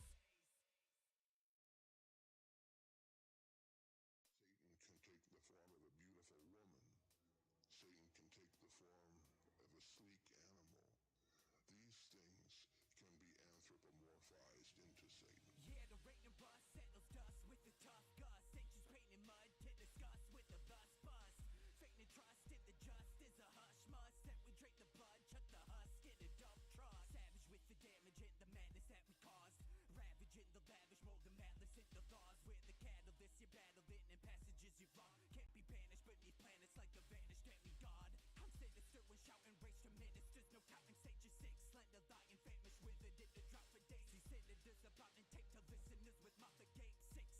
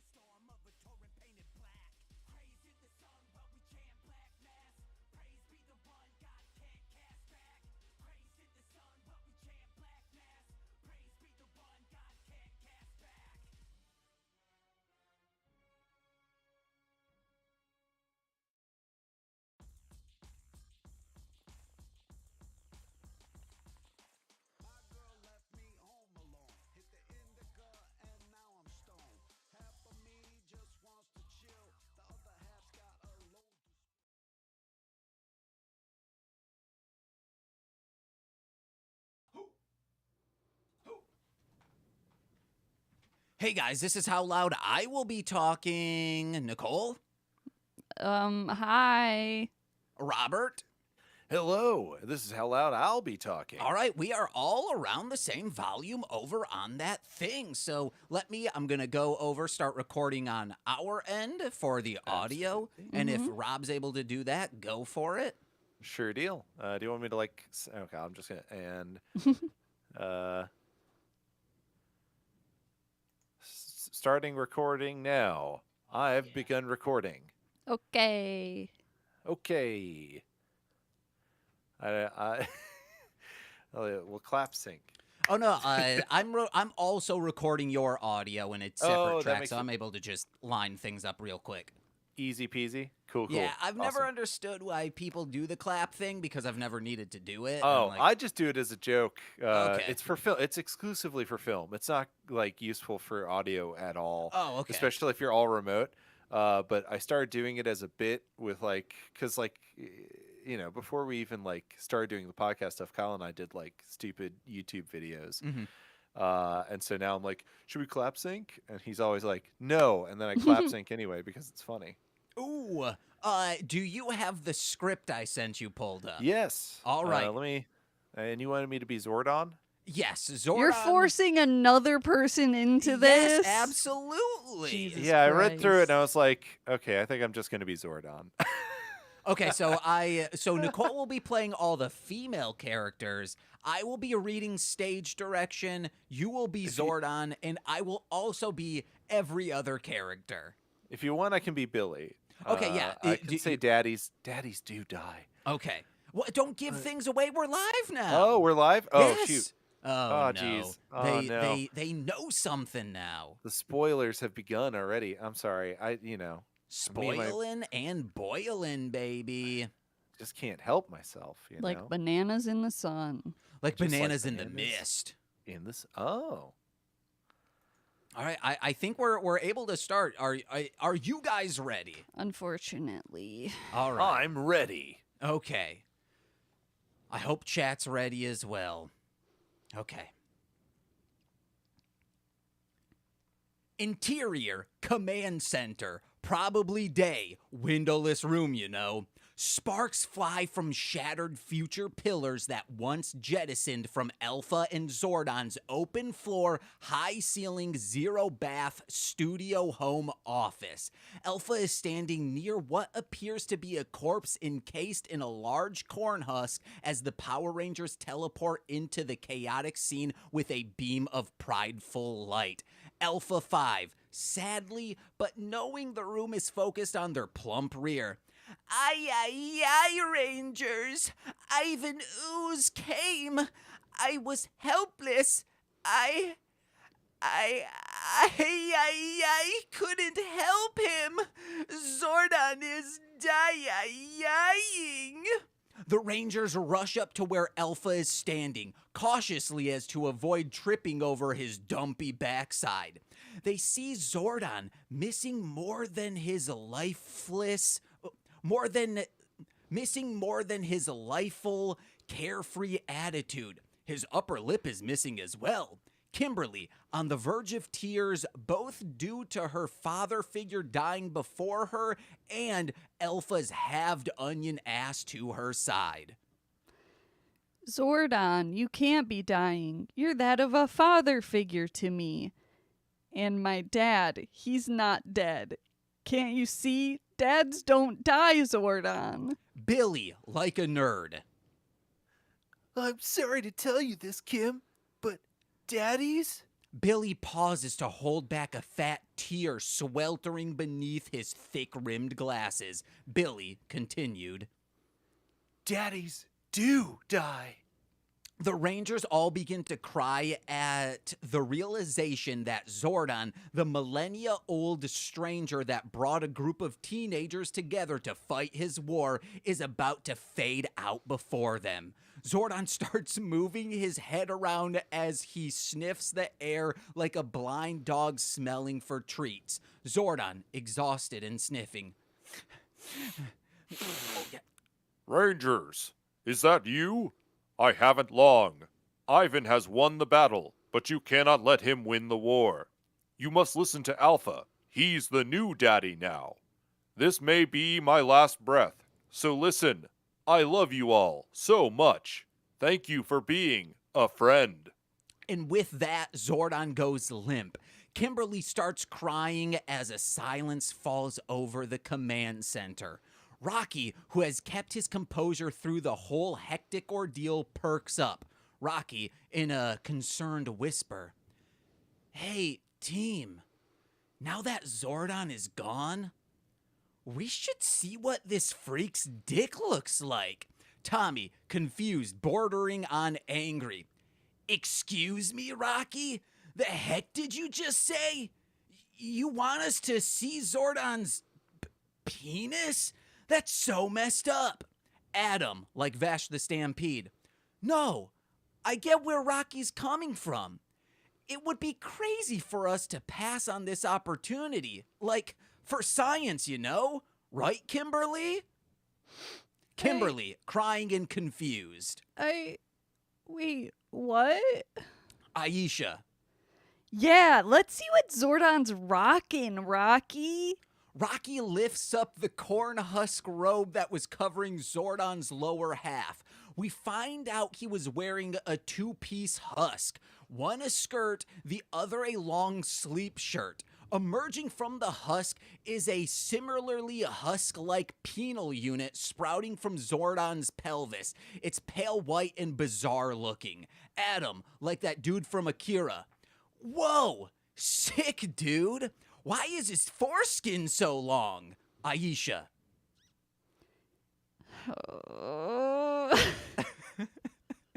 It's like a Slim Jim when half the meat's been squeezed from the casing. You cursed. Rocky. "And it's so cold it's condensating around the base of the shaft." Adam. "And his pubes, they're spider webs, literal spider webs." At this moment, Tommy, Billy, and Kimberly stomp their foots down. The force jiggles Alpha's bodacious posterior. Kimberly, angrily. Okay, guys, I know you're new around here, but we need to respect Zordon. Tommy, pissed but still a stud. "Yeah, this isn't what Zordon would have wanted." At this moment, Alpha comes to alert and puts his robotic hand to Tommy's chest. Alpha 5, seriously. "No, Tommy." Alpha looks around the room, panning over each ranger with his dead robotic glare. Alpha 5 continued. "That is where you're wrong, Rangers. This is exactly what Zordon would have wanted. For you all to see his pale, icy penis only made slightly warm by spider webs here today on Mostly Speakin Sentai." I didn't know if I should jump in for the intro. Oh, yes, guys. Like I didn't say, my name is James. Oh, why are you here? Probably to listen to us discuss Mighty Morphin Power Rangers the movie. And what you got is a recurring bit that Nicole and I was doing about, hey, now that Zordon's dead, we should totally see this dude's dick throughout the entire movie. And I made it into the fucking intro. Script style, guys. And to anyone who's never read a script is like, I don't understand the reference they're making. Interior day? Day? What? Exterior. Oh my God, exterior on that posterior because I want to bite into Alpha's juicy, thick ass with my co-host. You know her, you love her. It's Nicole the Bricks Jakey. Hi. How are you, my queen? My neck is itchy. Maybe you need to wash it better? No, it's from eczema, so I just need to put more lotion on it. Okay. I'll do it. Our guest, unknowns to us, is also loving eczema theory. Oh no, I have my partner has it, so I get that. Okay, all right. Your comedy partner? No, no, no. A life partner, I guess. Okay. My life partner is my comedy partner See, as well. oh, that's. I mean, ultimately, don't they end up that way? Isn't that just the nature of human relationship? Hey, I'm Rob. Yeah, let's introduce him. You know him from the Tokyo Lives podcast and the Twitch streams they do as well. It's Roberto, keeping it weird in fucking Austin. It's hardly weird anymore, but I try. I try as best as I can. So I just walk around with a mullet these days. See, But this now is everyone's got a mullet. That's this pretty is- weird. Oh, then you need to shave it. No, you need to do a reverse mullet, long in the front. Oh. But I've got the widow's peak now. I'm getting old, you know. So I promised I would one day rock a mullet to a friend, and lo and behold, the quarantine was the perfect time to start growing one. See, I once said that to my friend Sean, and I don't need to make good on that promise because that boy's dead. Oh my god. Yes, yes, yes. You promised that you would rock a mullet? Yeah, I said, dude, if you're still around in 3 years, I'll rock a mullet. And I said that on December 11th, 2007. Yeah. Wow. He died on December 12th. Oh, that would probably. And I was like, oh, this is traumatic, and I'll be dealing with this for the entirety of my life, but at least I don't Yeah. need to rock the mullet now. See, you know, that's the thing about life. There's highs and lows in all facets, you know. Uh-huh. And he didn't believe in heaven, so it's not like he's looking down on me. He went into the void. He's scot free. He's free from all earthly delights, but also all earthly pains. So he's Ain't that the dream? truly, oh man, to simply be once more in the void. One day. I do hear, as long as it's not the purgatory void, because that's where Yeah, all the- as long as That it's one's not real windy. the movie. You know, too much wind. Not a big fan. It also has all those unbaptized babies who died. Too many babies. Mhm. You don't want this hitting you in the face. It's a big whirlwind. I Uh, read Dante's Inferno. ICP in one of their songs says, so many judges in hell, fucking judges in hell. What if they were talking about purgatory, they'd be saying, whiny babies in purgatory, you know, whiny babies, you true. know.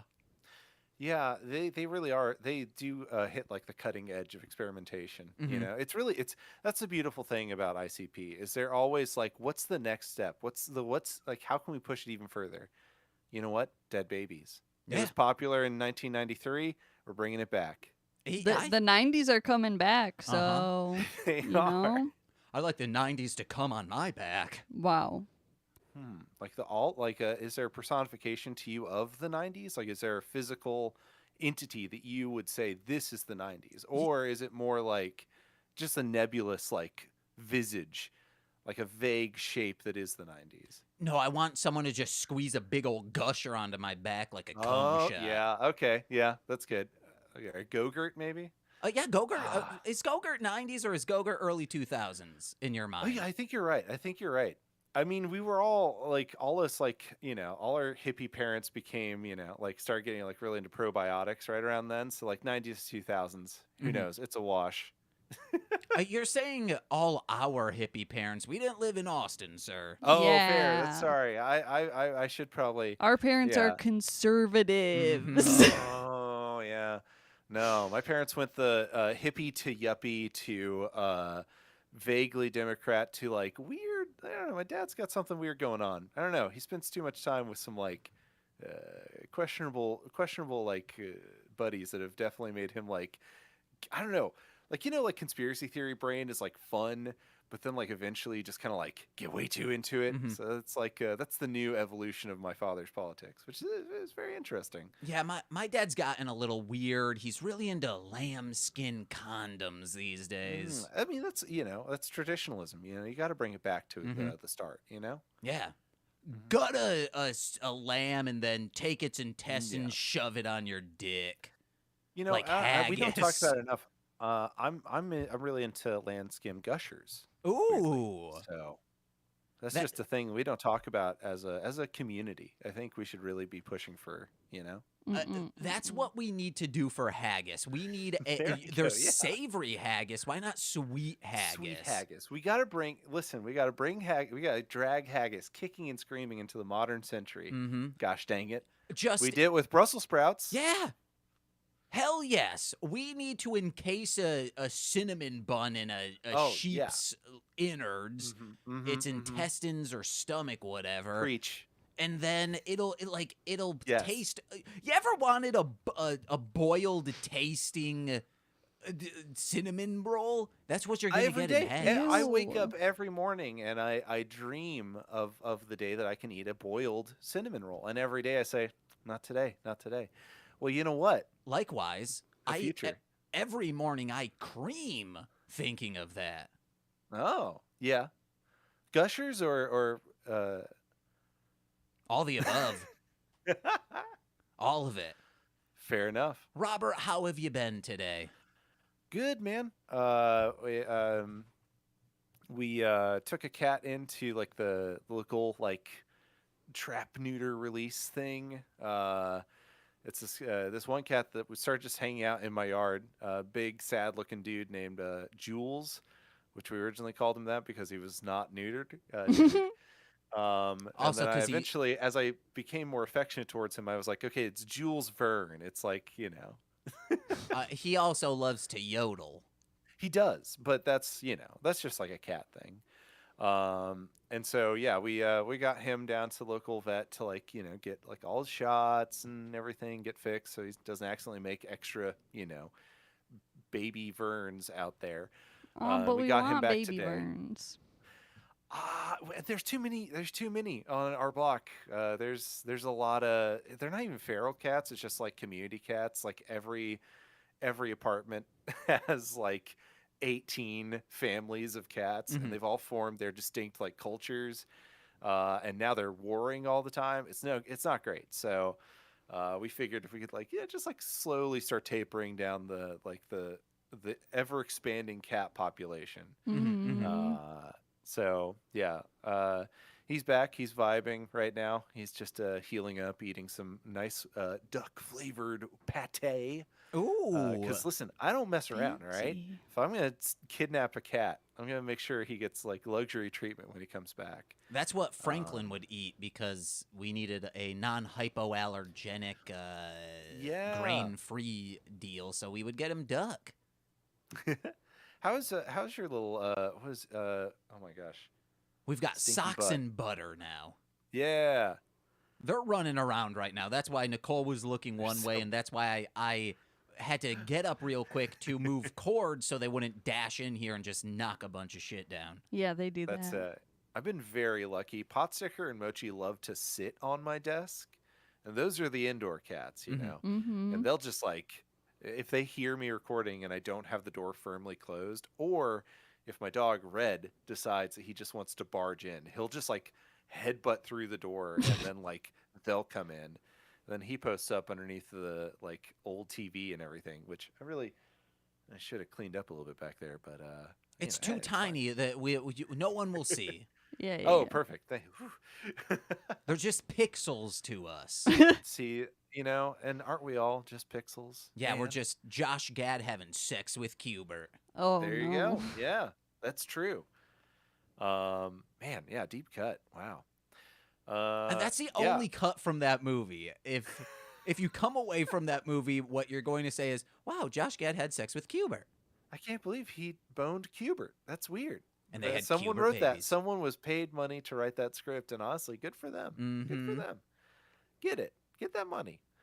Yeah, I'm really excited to talk about this movie because I talked about it like 3 years ago on Tokyo Lives. It was one of the first things I convinced Kyle to let us do, where I rented the VHS of this and then the DVD of Power Rangers Turbo. Right before the 2018. Oh my gosh, how long have I been doing this? The Power Rangers movie came out. So the week before we watched both of those, and then a day later recorded, or like a week later recorded the podcast, which was just like absolute chaos. Because like this movie, there's kind of like a cohesive plot, but man, once you watch Turbo, it's like it's all out the window. There's a wizard, there's cars, there's a pirate ship.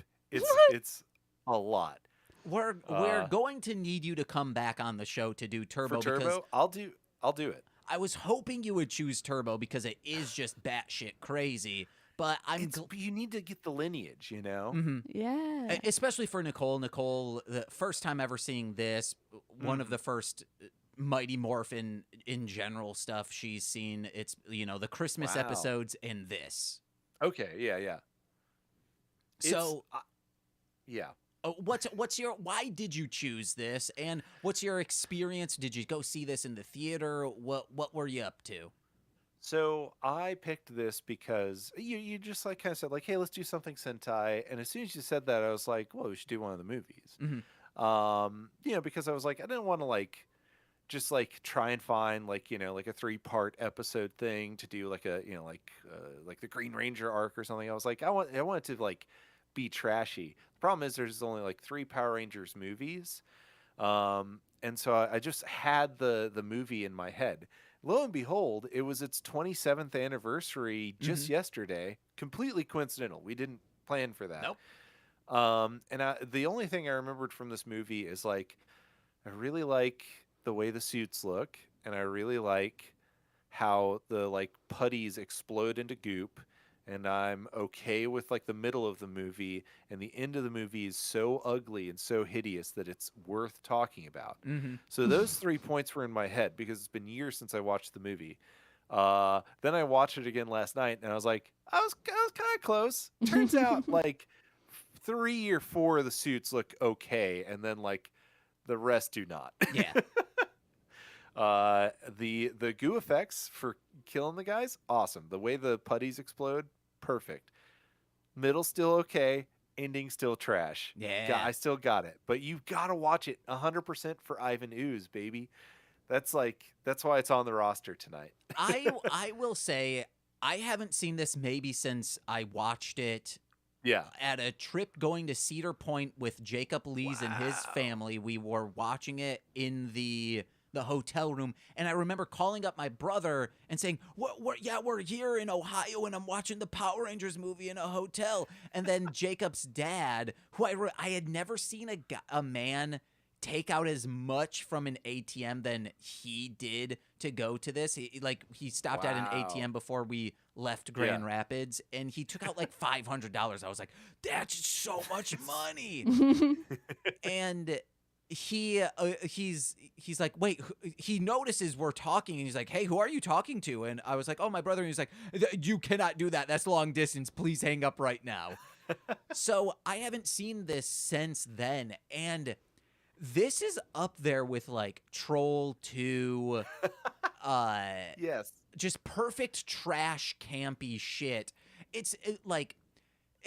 This is trash, whereas Secret of the Ooze Ninja Turtles 2 is just like perfect camp hilarity. Yes. And Nicole kept saying they are trying to do this. Oh, they wanted this to be Ninja Turtles. You can really tell in the first third, like they were like, this is going to be our Ninja Turtles. And like then like at a certain point halfway through, they were like, I don't care anymore. Yeah. Like the quips they make are so bad, and they're just not well thought out. Eight ball corner pocket. It's just like, what? Like, looks like you got a splitting headache. Like these are the first draft, and no one punched anything up. Yeah, I was watching an interview with the director.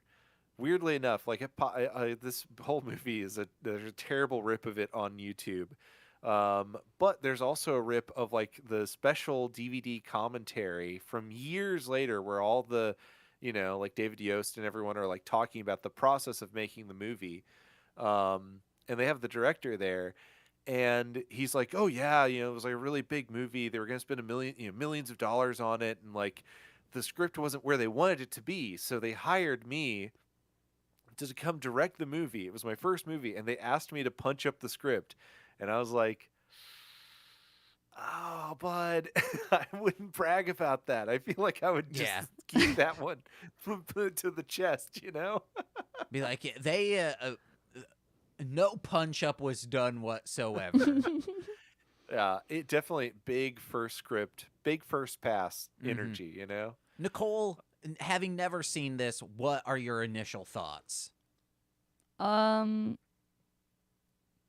don't know. I mean, excuse me. I mean, you kind of know my initial thoughts already. And then Rob, before we were recording, mentioned Teenage Mutant Ninja Turtles. And like I said that when they're like skydiving in the beginning, I was like, they're just trying to do like some Teenage Mutant Ninja Turtles type shit.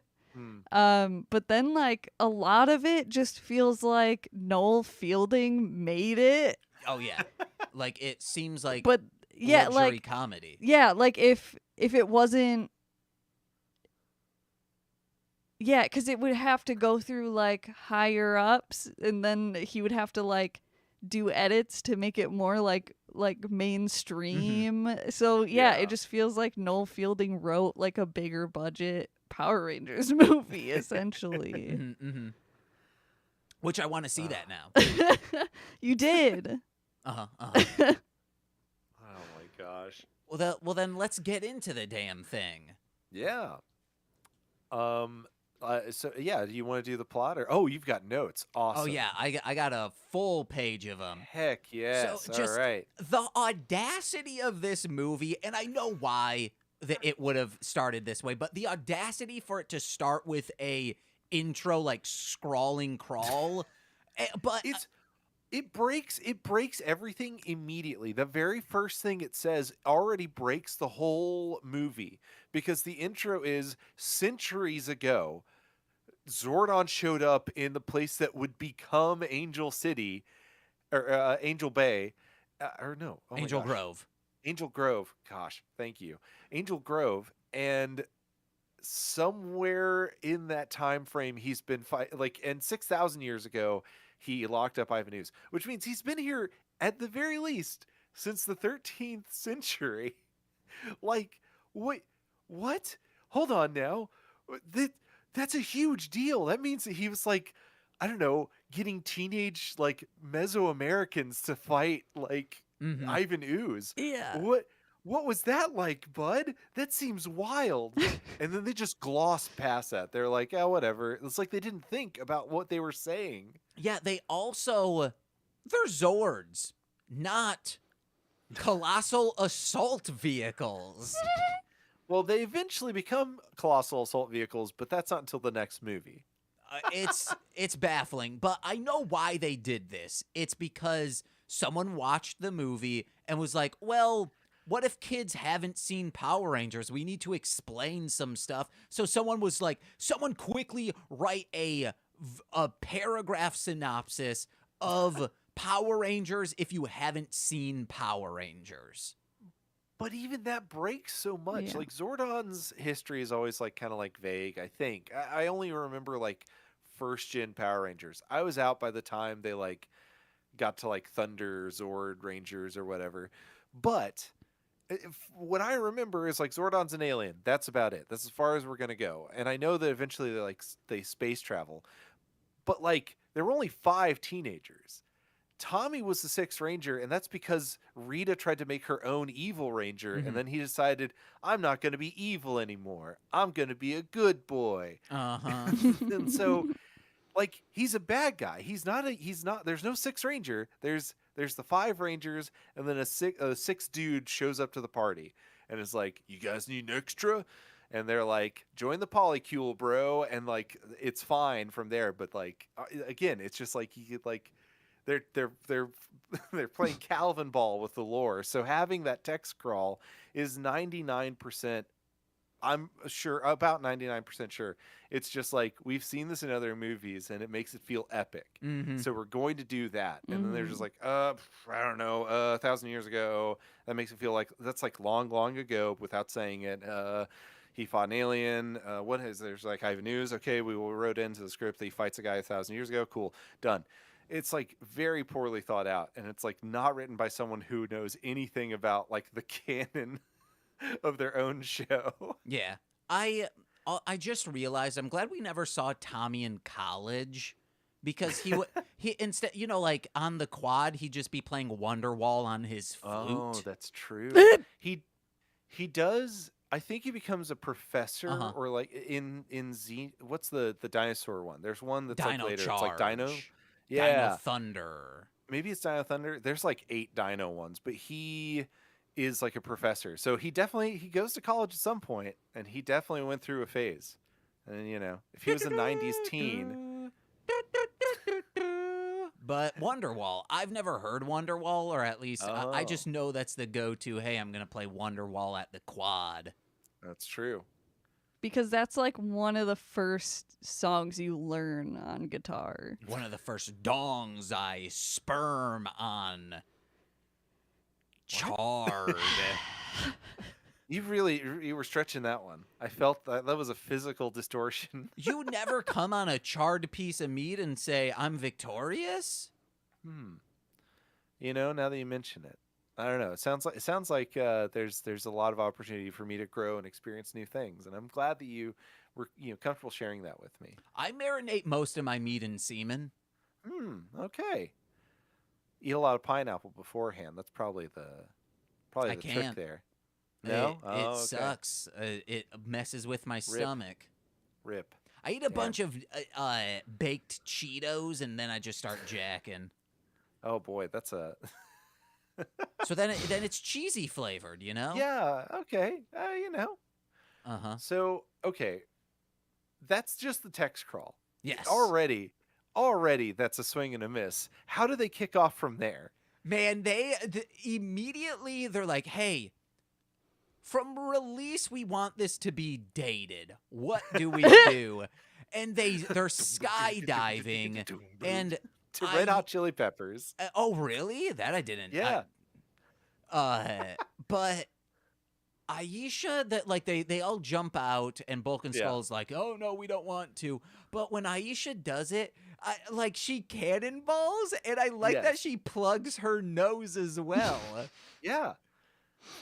It's like a very like good detail, and I said to Nicole, I was like, "What if just while filming this movie, you're a stunt performer for Power Rangers the movie? Your just parachute didn't go off and you died doing this. That'd suck." Man. I mean, the Yellow Ranger does have a bad history, so. Yeah. Just any of the stunt performers. That's true. I don't think, fortunately. But man, what a way to go out. I think that's like the worst thing is like dying for a bad movie. It's like, if someone died making Ben-Hur. The only time Power Rangers would ever be a part of the Oscars is In Memoriam. In Memoriam. Oh my god. Yes. Wow. Whoa, rough. Oh man. But yeah, they all jump out and they do the sickest flips. Except, and what I love is that they give Tommy a cool, like, snowboard for no particular reason, just for Thank funsies. you. Nicole said, "Why does he have a board?" Because he's the main character. And because he's got to have something that makes him look different. And they looked at the white jumpsuit and they were like, "It's just white. It's not really like there's no flair." And so, because like at least he gets a piece of flair when he transforms. He's got the golden chest piece.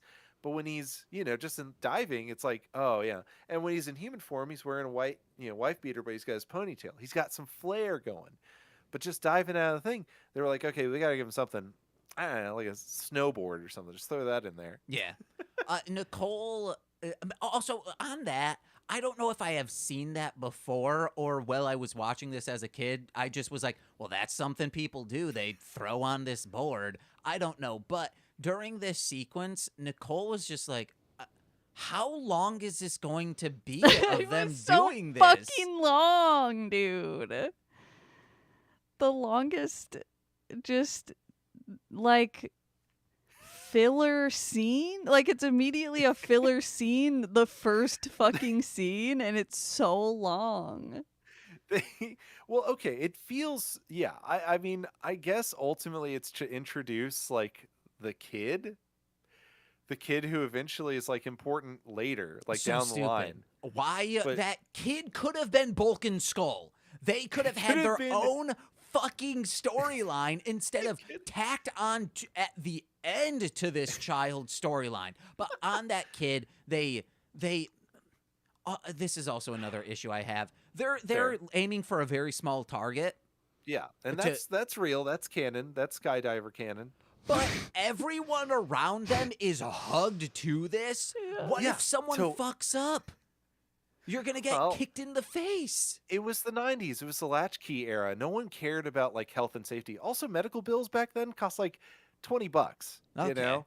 Now, someone gets kicked in the head by a skydiver, $2 million, bankruptcy, no pension, no Pasco, no collect $200, dead forever. You actually Back can then- pass because then you Oh. can sue them and then you make some That's money that fair. way. Oh, and that's the balance. Yeah. Someone, Okay. I guess someone kick me in the fucking head already someone mule kick me, please. so I can sue Skydivers! someone. Just standing below a bunch of skydivers screaming, cowards! No, it's just me, just like, oh my never, I've stumbled upon a target. What could this be? Is this where I'm supposed to faint? And then I get kicked in the head and I go, oh. I love the idea of looking for giant targets and then just standing next to them in hopes that, like, you know, that's like, you know, like that. I feel like that was like a big thing in the 90s, and it probably ended up being fake, just like the hot coffee thing from McDonald's. But like, there's just like, oh yeah, people are like going in and walking to where they see the wet "do not walk" signs and slipping, you know, on purpose. And it's like, all right, but a much funnier example of that would be standing in giant targets and be like, come on. Just finding a Boy Scout camp and like going to the archery Oh, range. Oh, I'm so tired and looking the other way. All of a sudden you're in a Friday the 13th movie. Oh, that's true. Yeah. But instead of a madman unfazed by it, you see a 7-year-old boy crying, traumatized for the rest of his life. His arms trembling as he tries to pull the bow back. Yeah. No, Bo's already been shot out. Oh, it's already- okay, he yeah. that's why he's I traumatized. see. I misunderstood. In my headscape, I was like, oh yeah, it's like, you know, you're waiting for it. I'm It's like, come screaming at this child saying, fucking do it already! Cool. So, Yes, this child, what? Oh they yeah. Oh, that's fall down, okay. and this kid is looking at his dad and is like, Owns his dad. yeah, the Power Totally. Rangers are so fucking cool, Dad. You suck. You're a chud of a man. Do not allow your child to shame you in front of your skydiving friends, You- guys. His firefighting skydiver buddies. I need to stress, he was part of the firefighter. Oh. Like you can see it in the background. There's this little like banner behind him, and it says like firefighter. And I was like, oh, so he's like supposed to be a firefighter. And like all his firefighter bros were like, we're gonna skydive for charity. And then these friggin' teenagers just show up and show off how cool they are. They got Power Ranger abilities, man. Of course they're gonna be better at skydiving, bud. They kick and flip all the time. And then that kid's just like, you suck, Dad. I hope you die. I hope you die and get brainwashed by an evil goop man. You And saying boy, he's do those words come back to haunt him. you saying he's a firefighter actually makes a lot Yes. more sense. He's like, yeah, you want to know what? I'm fine with that. I still love you, son. If he were a cop, who boy would have Oh, met no. the butt of his gun. Oh yeah, 40%, baby. Yeah, no, firefighters, no, all they're doing is cheating on their wives. That's their thing, and having their wives cheat on them. That's the, you know, so that's why we don't see the mom the whole movie. Oh, damn. sounds pretty Yeah. hot. She's over at another firefighter's house, so. Nicole, this is what you and I should do. We say what Become firefighters and, oh. kind of. we dress up as like like one of us will dress up as a firefighter, and then Oh. cheat on the other, but it's the other one dressed up as a firefighter, so we're cheating on each other cheating with on ourselves. Oh, yeah. It's kind of that okay. role play, That's a Dungeons and fun little Dragons. role play experience. So, you gotta keep things fresh. You gotta keep the no, absolutely. Yeah. Hello Fresh? No. I want no. Fire Fresh. Yeah, they Fire Fresh sponsored this, by the way. The online dating app exclusively for firefighters. But This Fire Fresh cleanses like a flame your marital woes, guys. Absolutely, I've been saying it this whole time. But we'll get to the sponsored break in a bit when we actually talk about them. It's so. Yeah, immediately after that very cool scene, they're like, what if we had a skate sequence? And then they skate. They rollerblade. They rollerblade. I'm sorry. I should put some proper respect on its name. Because and then it's like if this the were Mighty Ducks moment. Like if this were skateboarding, yeah, I think that wouldn't have aged as poorly as 5-6 friends all rollerblading, inline skating to wherever they're going. There was that like Disney original movie that came out that was called like Blade or something that was just like about rollerblading or something. Well, no, it couldn't have been Blade. It must have been something else. But like that came out around this time period. But yeah, man, the 90s, just like the rollerblade moment. It's not even an era. Now, like, in quarantine, all the gals I knew in town got back into roller skating. Not a single one ever wanted to rollerblade. So. Yeah, because it's terrible on your ankles. It's probably, going down the street and your legs are just going, that rattling noise as your knees clack together. My sister just pestered my parents, constantly whining to get inline skates. Because she's like, rollerblades are for dumbasses. She didn't say dumbasses. She was a child. But eventually they did, and then she broke her wrist at a roller rink, and they were like, well, we told you this would happen. Yeah, I also begged my parents for rollerblades back in the 90s for a very long time, and they got me a pair of roller skates instead. But I was like, I was used to like the thrift store life, so I was like, this will probably be just as cool. I also busted my whole face open because with my friends, I was like, oh yeah, there's this cool like little ramp thing that you can go down. And I had already busted my face earlier that year on a skateboard down the same hill, but I thought this time I got it. I'm just going to go around the big like crack in the concrete. It'll be fine. Nope. Still just absolutely ate it. And then I threw the skates away and never used them again. Oh no. That was Dead Man's Corner. But I was a latchkey kid, so we did whatever we did whatever we pleased. And then our parents would come home and patch us back together afterwards all summer long. Nicole, what are your experiences with inline skates and what have you? I don't know, normal? You never did you use them? Yeah. The normal response is I didn't use them. Yeah, that's fair because they were absolutely hazards. Just going to Skate Zone and them playing really shitty music. I think you mean top 40 music. The best music? Yeah. It's just YMCA over and over again. Yeah, exactly. It's like, oh yeah, come on, Daddy, we're going to the YMCA. Yeah. You love it. You love to see it.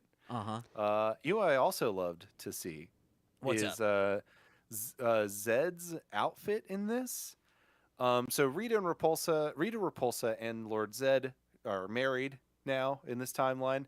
And they come back, and Lord Zed still is like a big skinned, flayed man with a big metal like contraption around like where his face would be. But the thing they changed is like they've got like, I don't know, hydraulics or something where his brain is going. I don't know if you saw this. Oh no! But his brain like is pulsating, and like when he first showed up in like the show, he's got like all these pipes and tubes around his body. They're like squishing slushy through his body, which is awesome. But they got rid of that. but instead they give him a boiling brain. And it's like, this is so cool. Do you know why they got rid of the goopy stuff? Because the parents complained. They were like, it's too scary. Yeah. They were like, no, please. my son will be afraid of Slurpees. It's his one source of food. My son keeps screaming, Mommy, is that what I'm like on the inside? Am I filled with plastic tubes filled with purple goop? And I had to sit down with him and be like, no, no. And then he cried because he wanted to be. I know, because that kid was me. My mom was the one who wrote and demanded they take the tubes out. So. No, Austin keeps it weird. I do want to say something in chat. A YouTube person, like a bot, keeps spamming saying like, hey, do you want like sexy hot dates and whatnot? And then I saw that. Someone in chat, our good friend R2 Shelby 2, said, play, get out of here. Says, does anyone know where I can get some naked HD sex dates? Oh, that R2. I saw that, and I was like, why is it not showing up in my chat? It's only showing up on the video, and I was like, that's weird. So I thought you just were doing it as a bit. No, we're multi-streaming, so that's on YouTube, and it's like, why I reported this person? Why doesn't that like make them go away? Yeah, YouTube. It's YouTube, baby. That means maybe in 2 or 3 months, someone will look at that account. I don't know why I can't just block people. I don't know either. YouTube's YouTube, man. Yeah. Well, listen. You know what? We are the HD babes, all right? You don't need that guy's links. You got us 3 right here, okay? We're HD, we're babes, and we're free. Click this link. I'll show up. If someone donates $20, I'll show my stomach. Click this questionable link and see my stomach. No, not even a questionable link. I'll take my shirt off. Oh, okay. There we go. Yeah. All right. There we go. So, our friend Jason Narvi, he's floating down with Bulk because they. I've talked to him on the phone. I've met him in real life. Yeah. He's cool, guys. He's a friend of a friend. Yeah. This is not a lie. I'm not doing a bit. This is factual. No, I remember he was like pretty active on like a few of the like yeah. So yeah, no, I believe you that you know him. Him and like Bulk and Skull are flying down into this construction site, and I was like, Nicole, where is their parachute? Hasn't fallen to their wayside yet. And Nicole says it's cut. You can see like ropes. Like they are not wearing a parachute. It's baffling. Well, they're wearing one parachute, and Skull is hanging on to Bulk as they fly down. They land, and then you can very clearly see that it was a crane that lowered them into that shot, and then it just stays there. That like everyone else, they had like an actual parachute that falls on them, like, because they actually had professionals, I guess. But for that sequence, they're like, whatever, it doesn't matter. No one cares about Bulk and Skull or this plot point at all.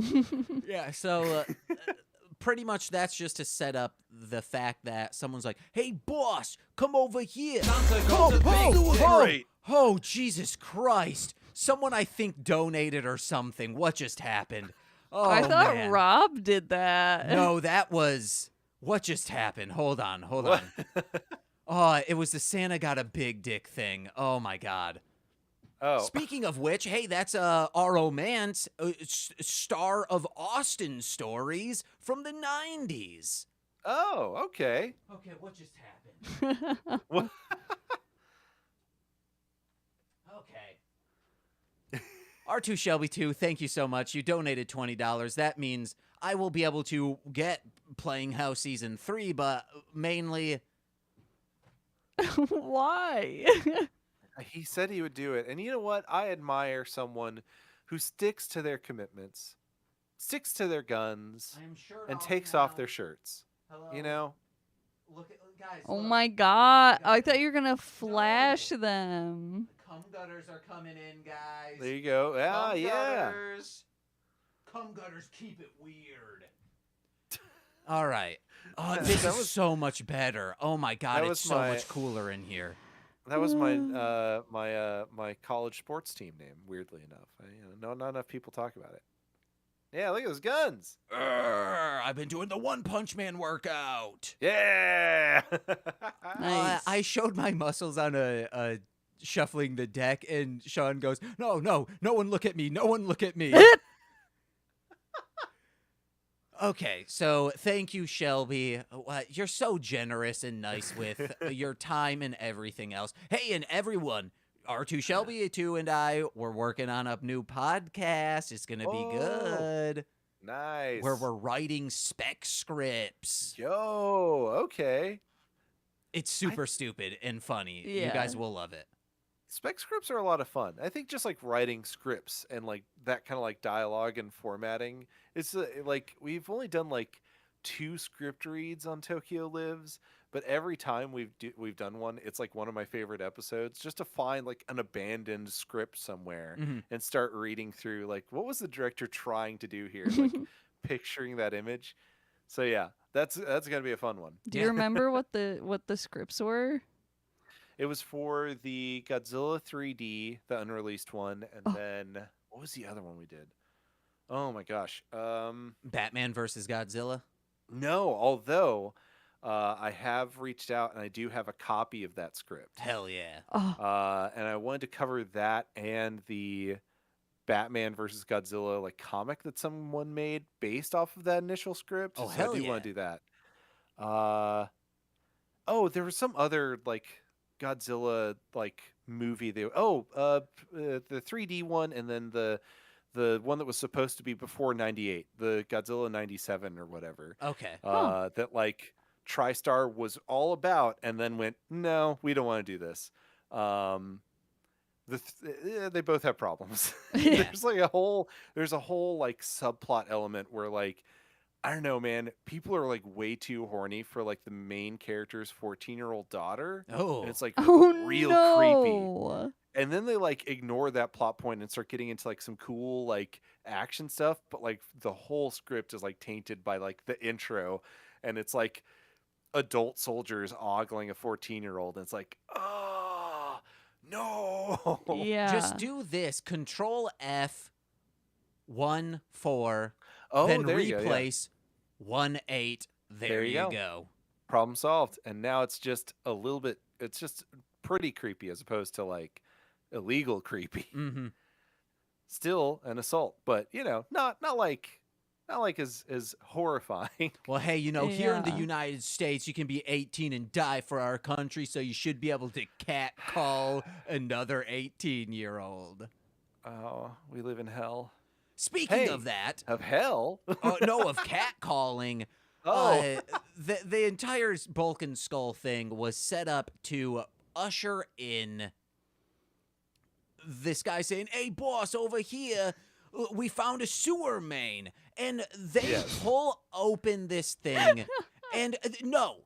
There is so much bureaucracy when it comes to construction shit. It would have been like, nope, we need to wait for someone from the city. This shouldn't be here. This is a huge problem. Like, if we Yes. open this and, like, it's a sewer main, A, we're all going to get covered in poop, and B, like, we're absolutely going to all get fired. So let's just, like, put the kibosh on everything, folks. Or this could be a historical thing that all of a sudden we, or it's a thing that they're like, hey, we need to get this out of here because this could delay the entire construction or just make it null and void. But it comes up, they open it up, and it's this, like, claw thing, and someone says, "Hey, wonder what this is." And I was like, hey, I don't care what it is. We should probably catcall it.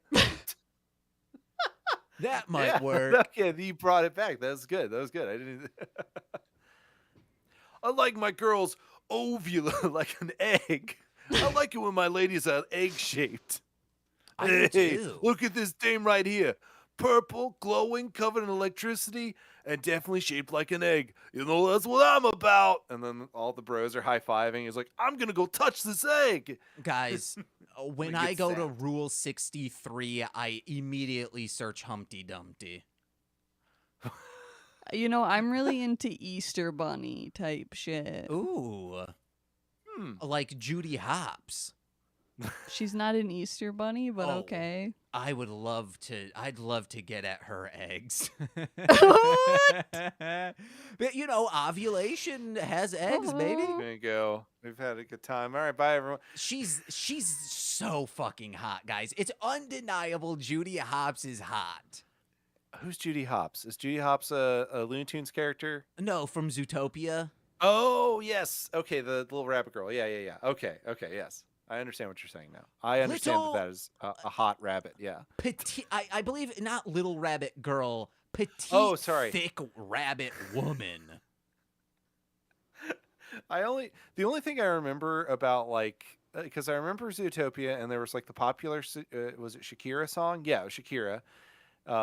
And then I remember years and years and years later, someone I made like a porn like parody or something, and what they did is they traced all the backgrounds with Seinfeld.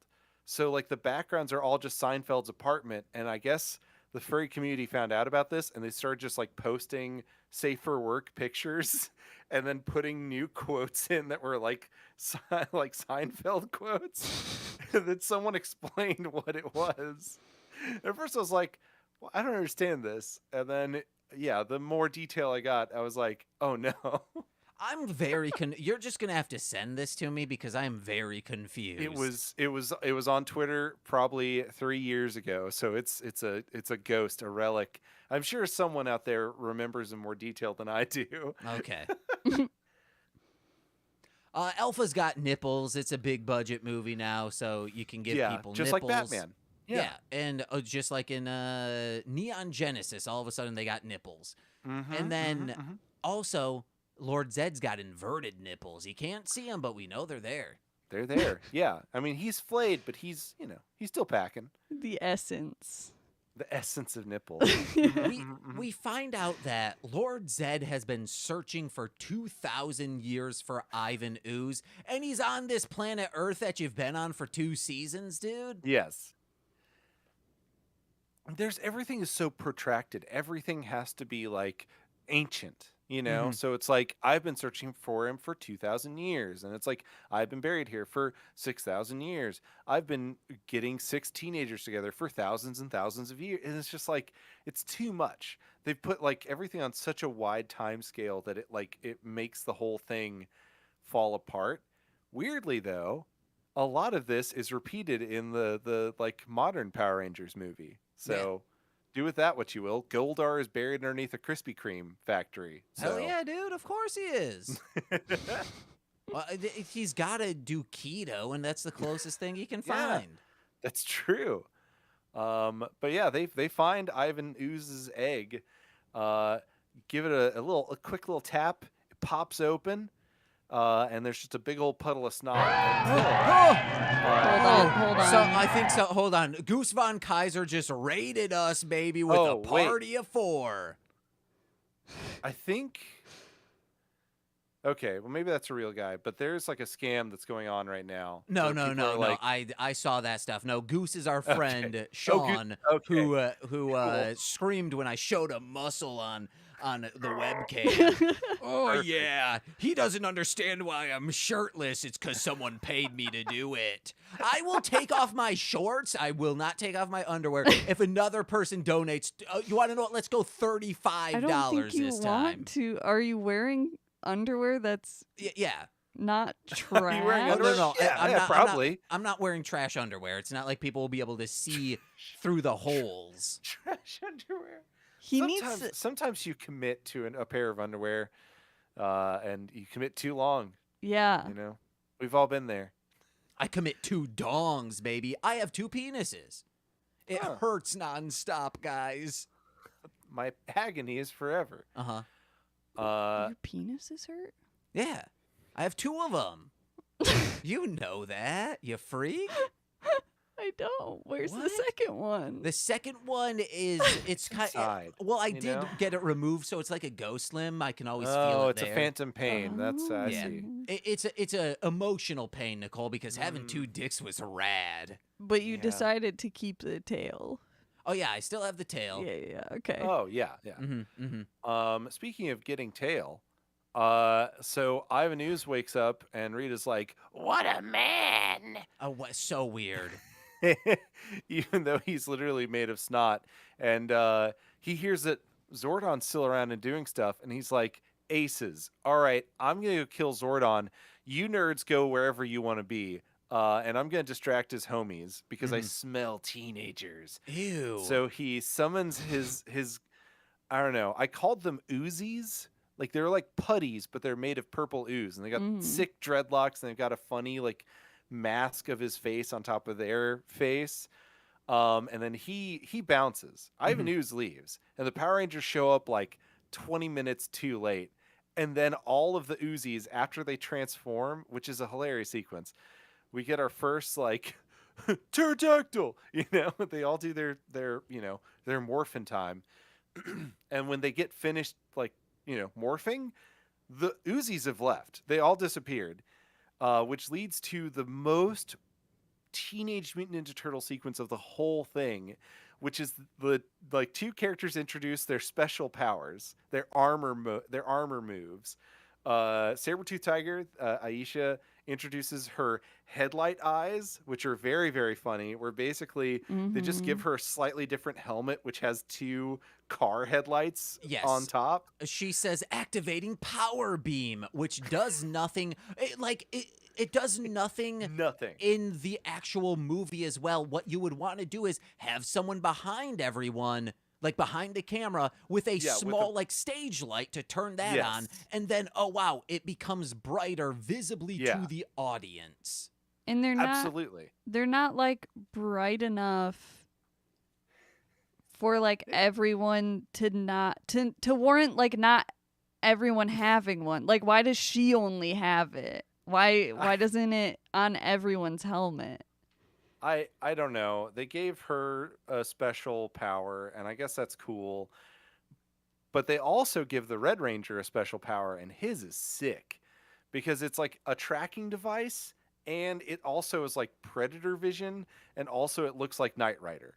So he activates his special mode, and his eyes disappear, and instead he gets this little like Cyclops like laser slit, and then like a little beam starts going back and forth.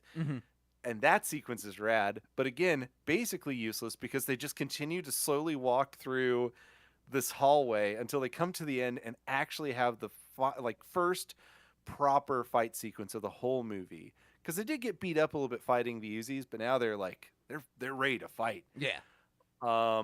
We get the Trike Stinger, which is Billy's special weapon, where he shoots out a little tiny like needle that slowly reaches up and like hits like a metal column, and then it slowly pulls him up towards someone. And then Kimberly gets beat up, and he jumps down to go help her, and Kimberly's like, "I'm getting out of here," and she starts doing backflips.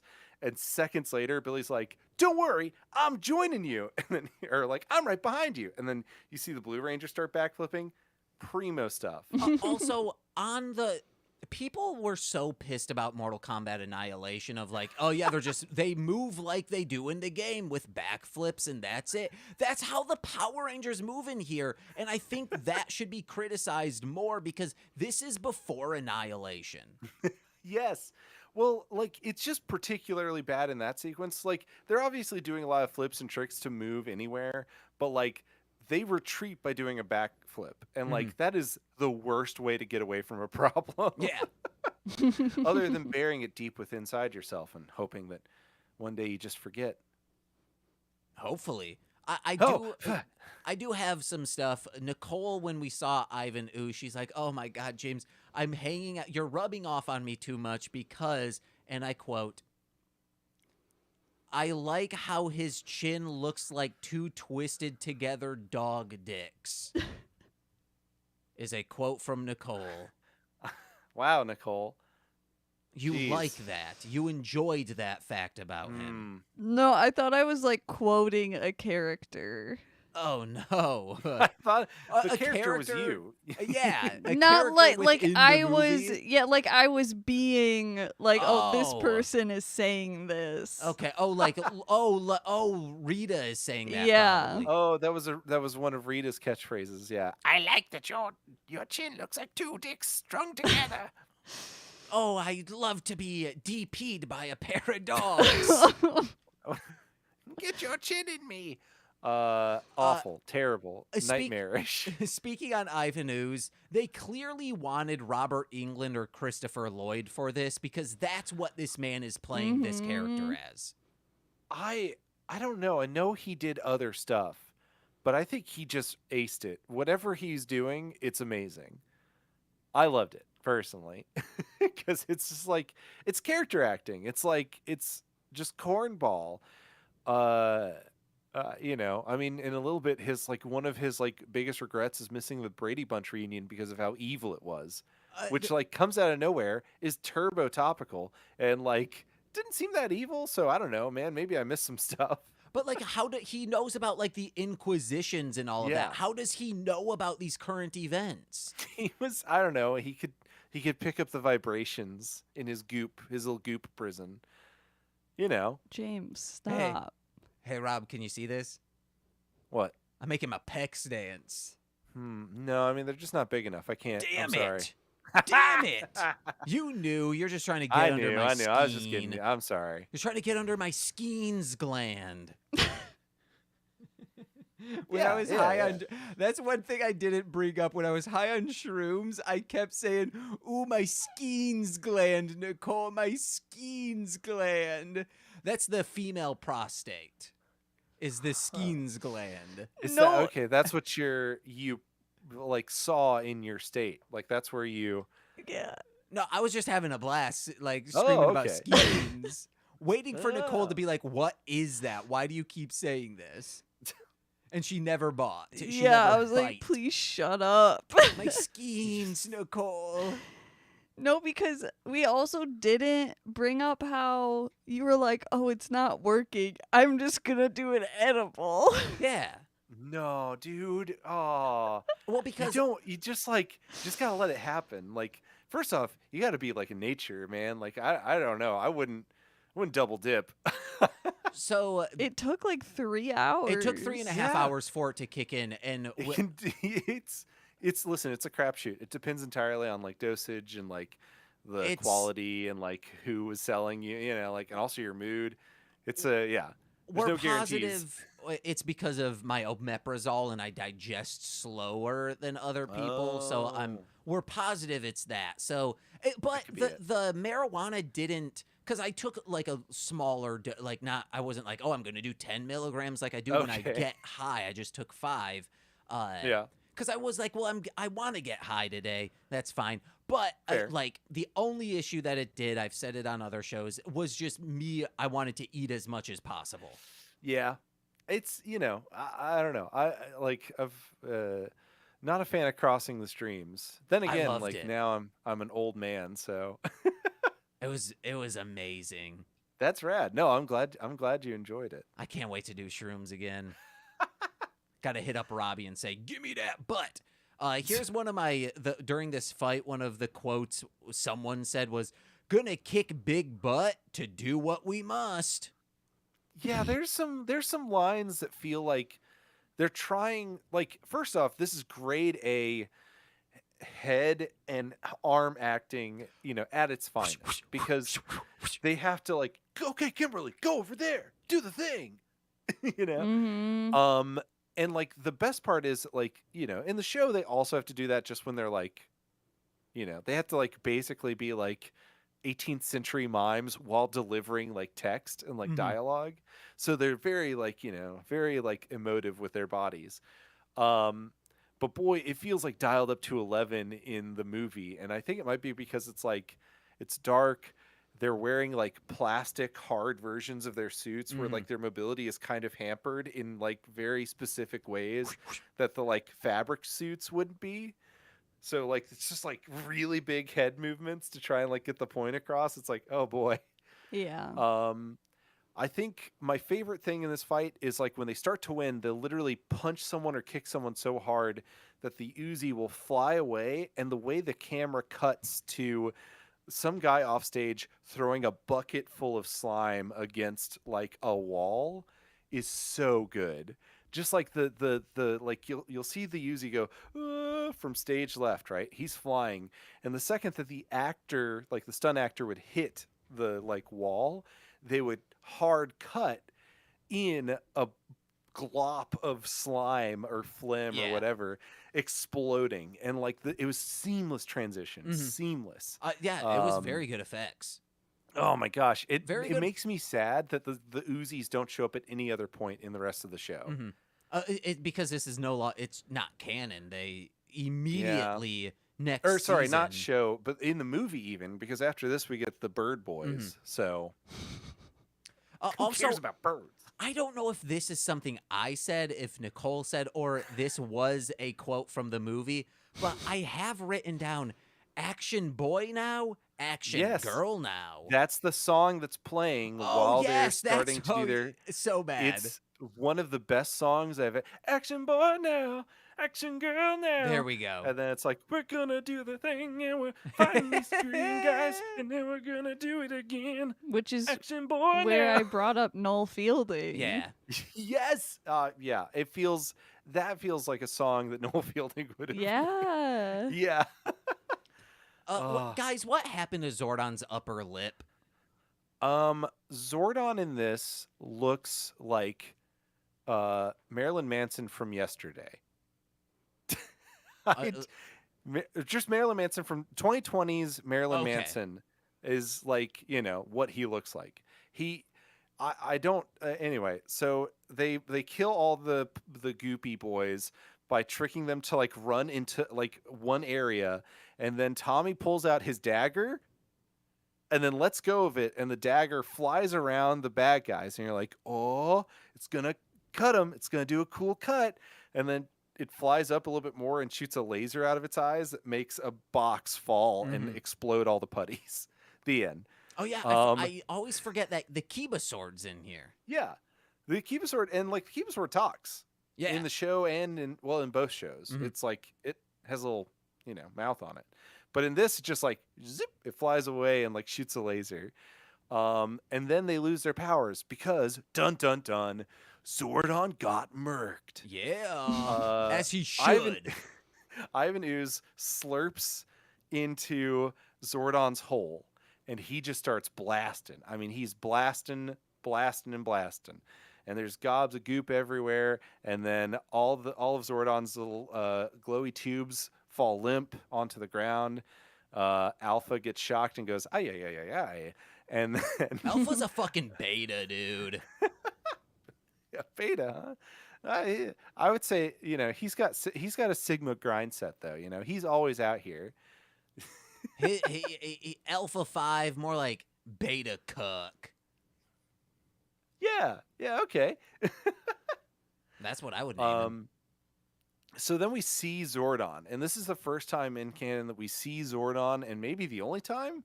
I think so. And up to this point, Zordon's been a giant glowy head, and he already looks really bad when the movie starts, because usually he's like a weird little like a VHS head with like scan lines, or like a Max Headroom kind of thing going on. Instead, now it's like very clearly like a dude with like white face paint on, and you're like, Rangers. So his little tube explodes, and it's revealed that tube isn't like getting like a signal from outer space or anything.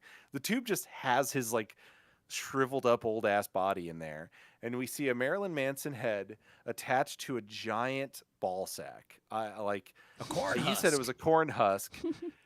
I was, because he's got like, he's sitting like in a yoga pose where he's got like his, like his arms and like his legs tucked up. So it's just like, you can see his knees pressed up against the bottom of the corn husk. So you got these two big orbs, and like, it looks like an elephant balls. Yeah. It looks like elephant balls, but with a tiny little white guy's head on top. So funny. It looked like he was wrapped in a tamale. Like that's what he could have been. A Zord Molly. Zord Molly? Yeah. But he says, or they somehow find out they can go to a planet far away. You must attain the great power. It's the only hope. And they keep calling it just the great power. There's no like name for this ninjutsu stuff they're getting. It's just the great power. So cool. It's like Lord of the Rings. If Tolkien can do it, so can Saban. Saban and Brian something or other. Not Brian Singer. Some other I was guy. going to say Brian Singer. That Otherwise, that chud. This would have this movie would have taken very different directions. Mm-hmm. So they go there, and I love how it's just like immediate. Like, let's just get in. They're not going to look around. These birds start attacking them, and then this woman with these spinning rod sonars gets my rod so hard because it's something for daddy on screen, guys. Why is this woman so insanely scantily clad? She's a smoke show. She's definitely there for the fellas. But yeah, I don't know. She knows Zordon. She's like Zordon's ex-girlfriend who turned into an owl. Zordon? Mm. Yeah, man. That's probably the owl from the staircase, you know? You know what I always thought of these as when I was watching this on VHS as a kid? Did you ever have those like long bendy little like tubes that if you like spun around and go whoo whoo whoo whoo, they would like make the loud whistling noise and just annoy the heck out of your parents, your neighbors. It was like a vuvuzela but like for children. That's what this like her special staff thing reminded me of. Super silly. Yeah. Did you know I believe it's the woman from Law and Order SVU, the like main character lady? Yeah. One of the lead detectives. She was supposed to originally be this woman. No way. I didn't. Oh, I mean, admittedly, I don't know the SVU gal off the top of my head, but also that's amazing that we could have had that as a tether, a connecting point. Because I think it was originally this lady, and then scheduling just kept getting pushed back. So she was like, "Well, I can't do this anymore." Then that person came on, scheduling got pushed back further. Then she was like, "I can't do this anymore." Then they went back to the original.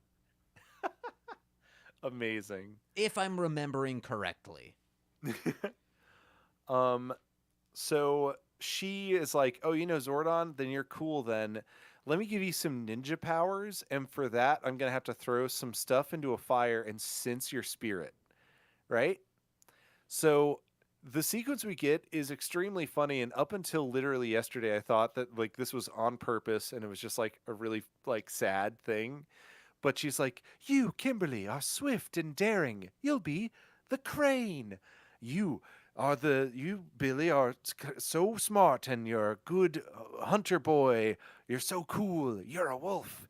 And you, Rocky, are so strong. You're going to be an ape."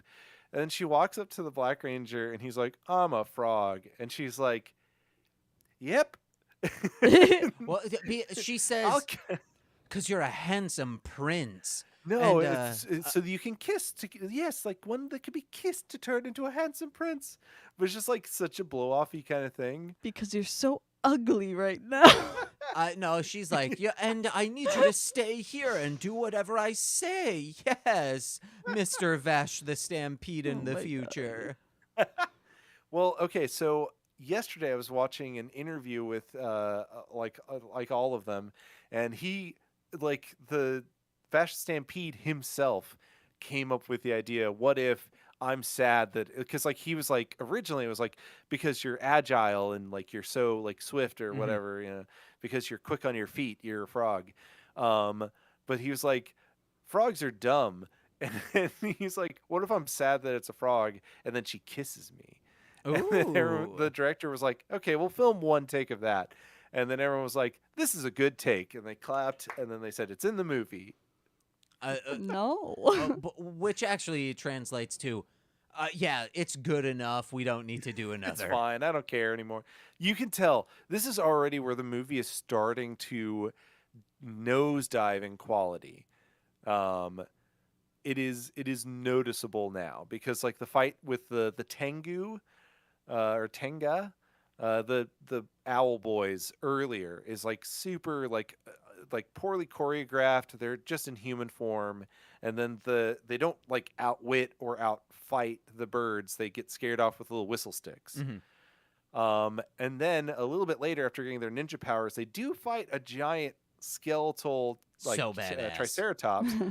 But you can see that like they couldn't quite figure out how to make the legs move. So Yeah. instead, like anytime there's a big wide shot and you see the monster charge towards them, the legs just kind of drag on the ground. Well, so we flash back to Earth. Sorry, you're and right. Yeah, this is Ivan Ooze. I gotta tell you guys, wizards on the boardwalk sell the best quality products, especially if they're a strange wizard, specifically marketing it towards children. That's what he's dressed up as a wizard to cover, to cover his double dog dick chin, and he's having a blast, and he's always rhyming, and he says, "Give this to your parents," and then we flash to firefighter skydiving dad, and he sees this Ivan's Ooze on there, and I'm like, he's like, oh. He immediately fingers it, then sniffs it, and then I'm like, why would you do that? Why would you do that? And Nicole says, Ooze gets horny too, I was like No, wait. constantly just like riffing through this whole movie And also, for again, my own guys, sanity. Nicole Fair. did not take any notes. That's why I am bringing up things she said while this movie was going on. Fair. Yeah, I don't. The dad just kind of walks in and is like, "What's this? What's this jar of stuff doing here?" And just slaps, shoves his hand into the jar. Is like, "Oh, that looks weird. Let me give this a big old sniff." And then he gets electrocuted. And he's like, "Brainwashed now." And at this point, Ivan Ooze has banished Rita Repulsa and Zed from their domain, and he's taken over as number one bad guy. And they're in a instead of doing snow globe. anything in Rita Repulsa's lair, which has been shown to be able to make monsters, he's like, okay, I'm gonna go to an abandoned factory and make ooze somehow. So He's jacking off into jars. Somehow he's able to create his own ooze, but like in gobs, in heaps of amounts. And his plan is to make enough of his own goop and then dig up his is it ectomorphicons or necromorphicons? All I know is they look shoot. like trash, and I think we can just flash forward to this final fight scene because Absolutely. we're going long on time. Sorry, yeah. Guys, Godzilla vs. Destroya was released in 1995. Why? It could have looked so fucking good if it was a big budget movie, Power Ranger style fight instead of this Beast Wars looked better than what they were Beast Wars giving absolutely looked better. The lighting is all off. There's just the CGI, like Toad, Ape, like the things that there are practical props for in Japan as this is being filmed, by the way. They've replaced it all with like the worst CGI you've ever seen, and then they make equally bad CGI for the two ectomorphicons, which one is an ant and the other one is a scorpion thing. They kill the scorpion, and then Ivan Ooze goes and stretches into his ant boy. Which was some Freddy Krueger shit. Yeah. It was some Freddy Krueger shit. It was absolutely Freddy Krueger shit. Oh, it And was then so he disgusting. Slurps up that guy's backside and then turns him into an even bigger ant with wings and Ivan Ooze's head. So gross. But terrible CGI. The worst CGI.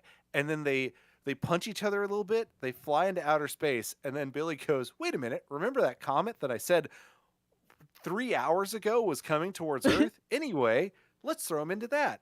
And Aisha's like, don't worry, I'm on it. And presses the press in case of emergencies button, which makes the robot stiffly, because the CGI is so bad, stiffly knee Ivan Ooze in the balls. And he goes, oh, and flies as they throw him into a meteor. And then they fly back home.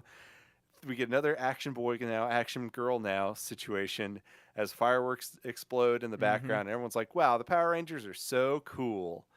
Excellent film, 10 on 10. Loved it.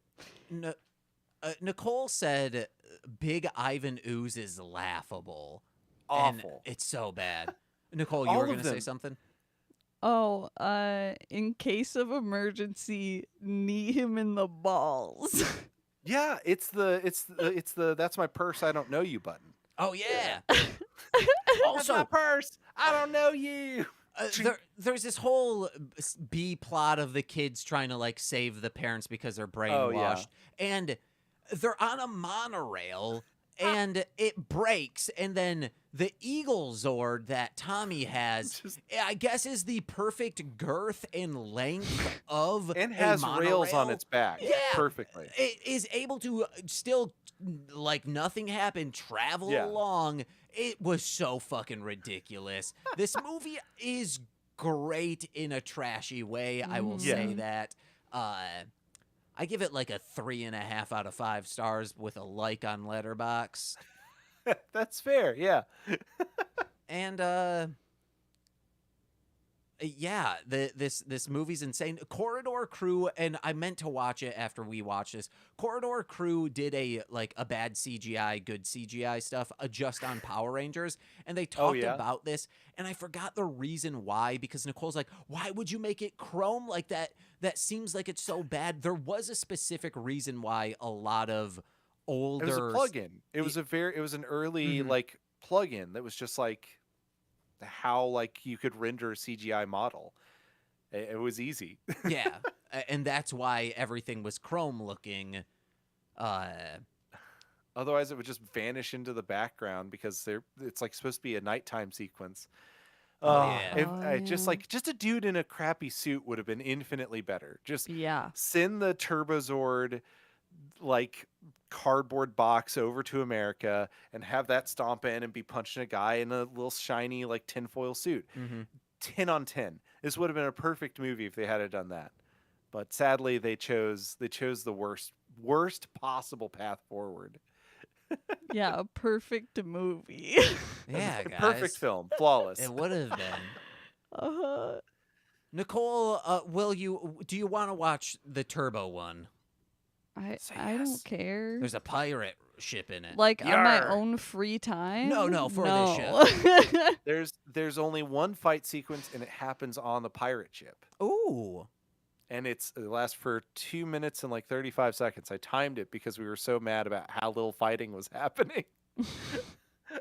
But there's stuff for Daddy in that one, though, so that's okay. That's true. There's stuff for... there's a little bit... Yeah, okay. Actually, no, you're right. There's a lot of stuff for Daddy. That's true. Is there ooze on there?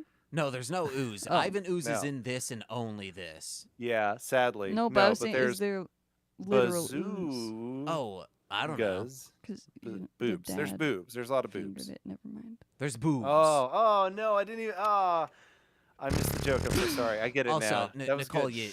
even if you're doing one of these things, consistent volume, baby. Yeah, I mean, I was doing that. It was like part of the bit or whatever. It's still bad. It's harder for me to edit, you know? You got to think about a broadcaster, you know? All right. This is that broadcast shit. These white broadcasts, am I right? Broadcasts everywhere. I'm just fucking at it with these broadcasts, am I right? I'm gonna leave.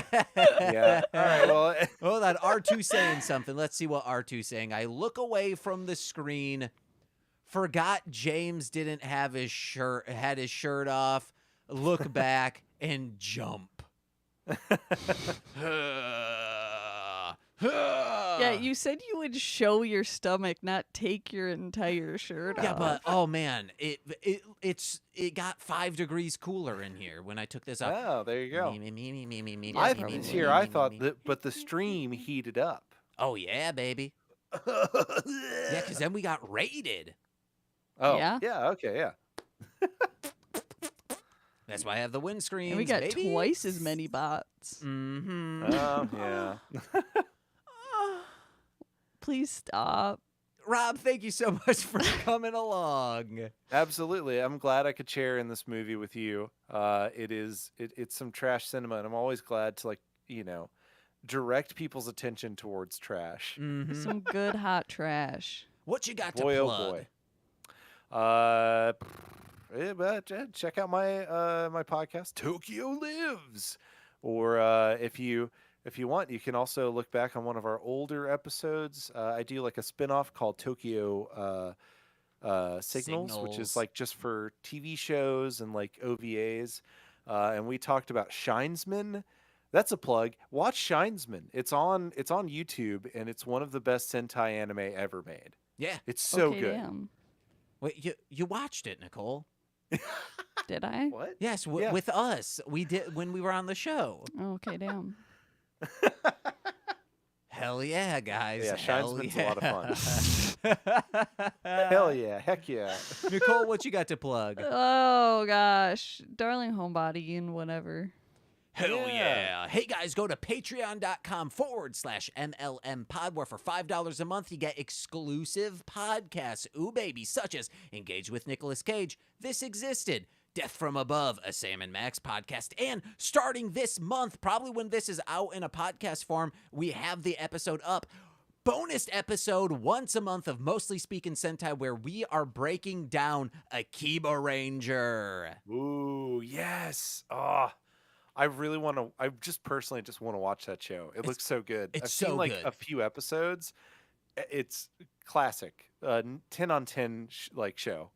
Like the pacing of that show, when you're like, oh, okay, first few episodes, I know what this show is, but they keep building and escalating, and it's so fucking good, guys. Check it out. And patreon.com/MLM pod. But if you're a $10 patron, you get exclusive podcasts, such as the brand new Straight to Patreon, where we watch a straight to video movie with our friends, then give them dinner as well. It's a dinner and a movie if they show up. And we discuss, and then we pretty much, because I don't want to edit it, it goes straight to Patreon. I don't edit. All I do is balance things out so it's audible for you to listen to, and then you're having a good time. You also get previous watch-alongs, previous live streams that are exclusive to that $10 tier, and shout-outs on every single free feed podcast. So let's begin with those, starting with Steve F., Eric Berry of Ranger Command Power Hour, Alex Z, The Waz, Orion, he's a rapper, Defo, D-F-O, Kayla, aka Two Grapes, Jordan B, The Chaos Witch, oh my god, it's Joshua Jacus, Nicole's brother.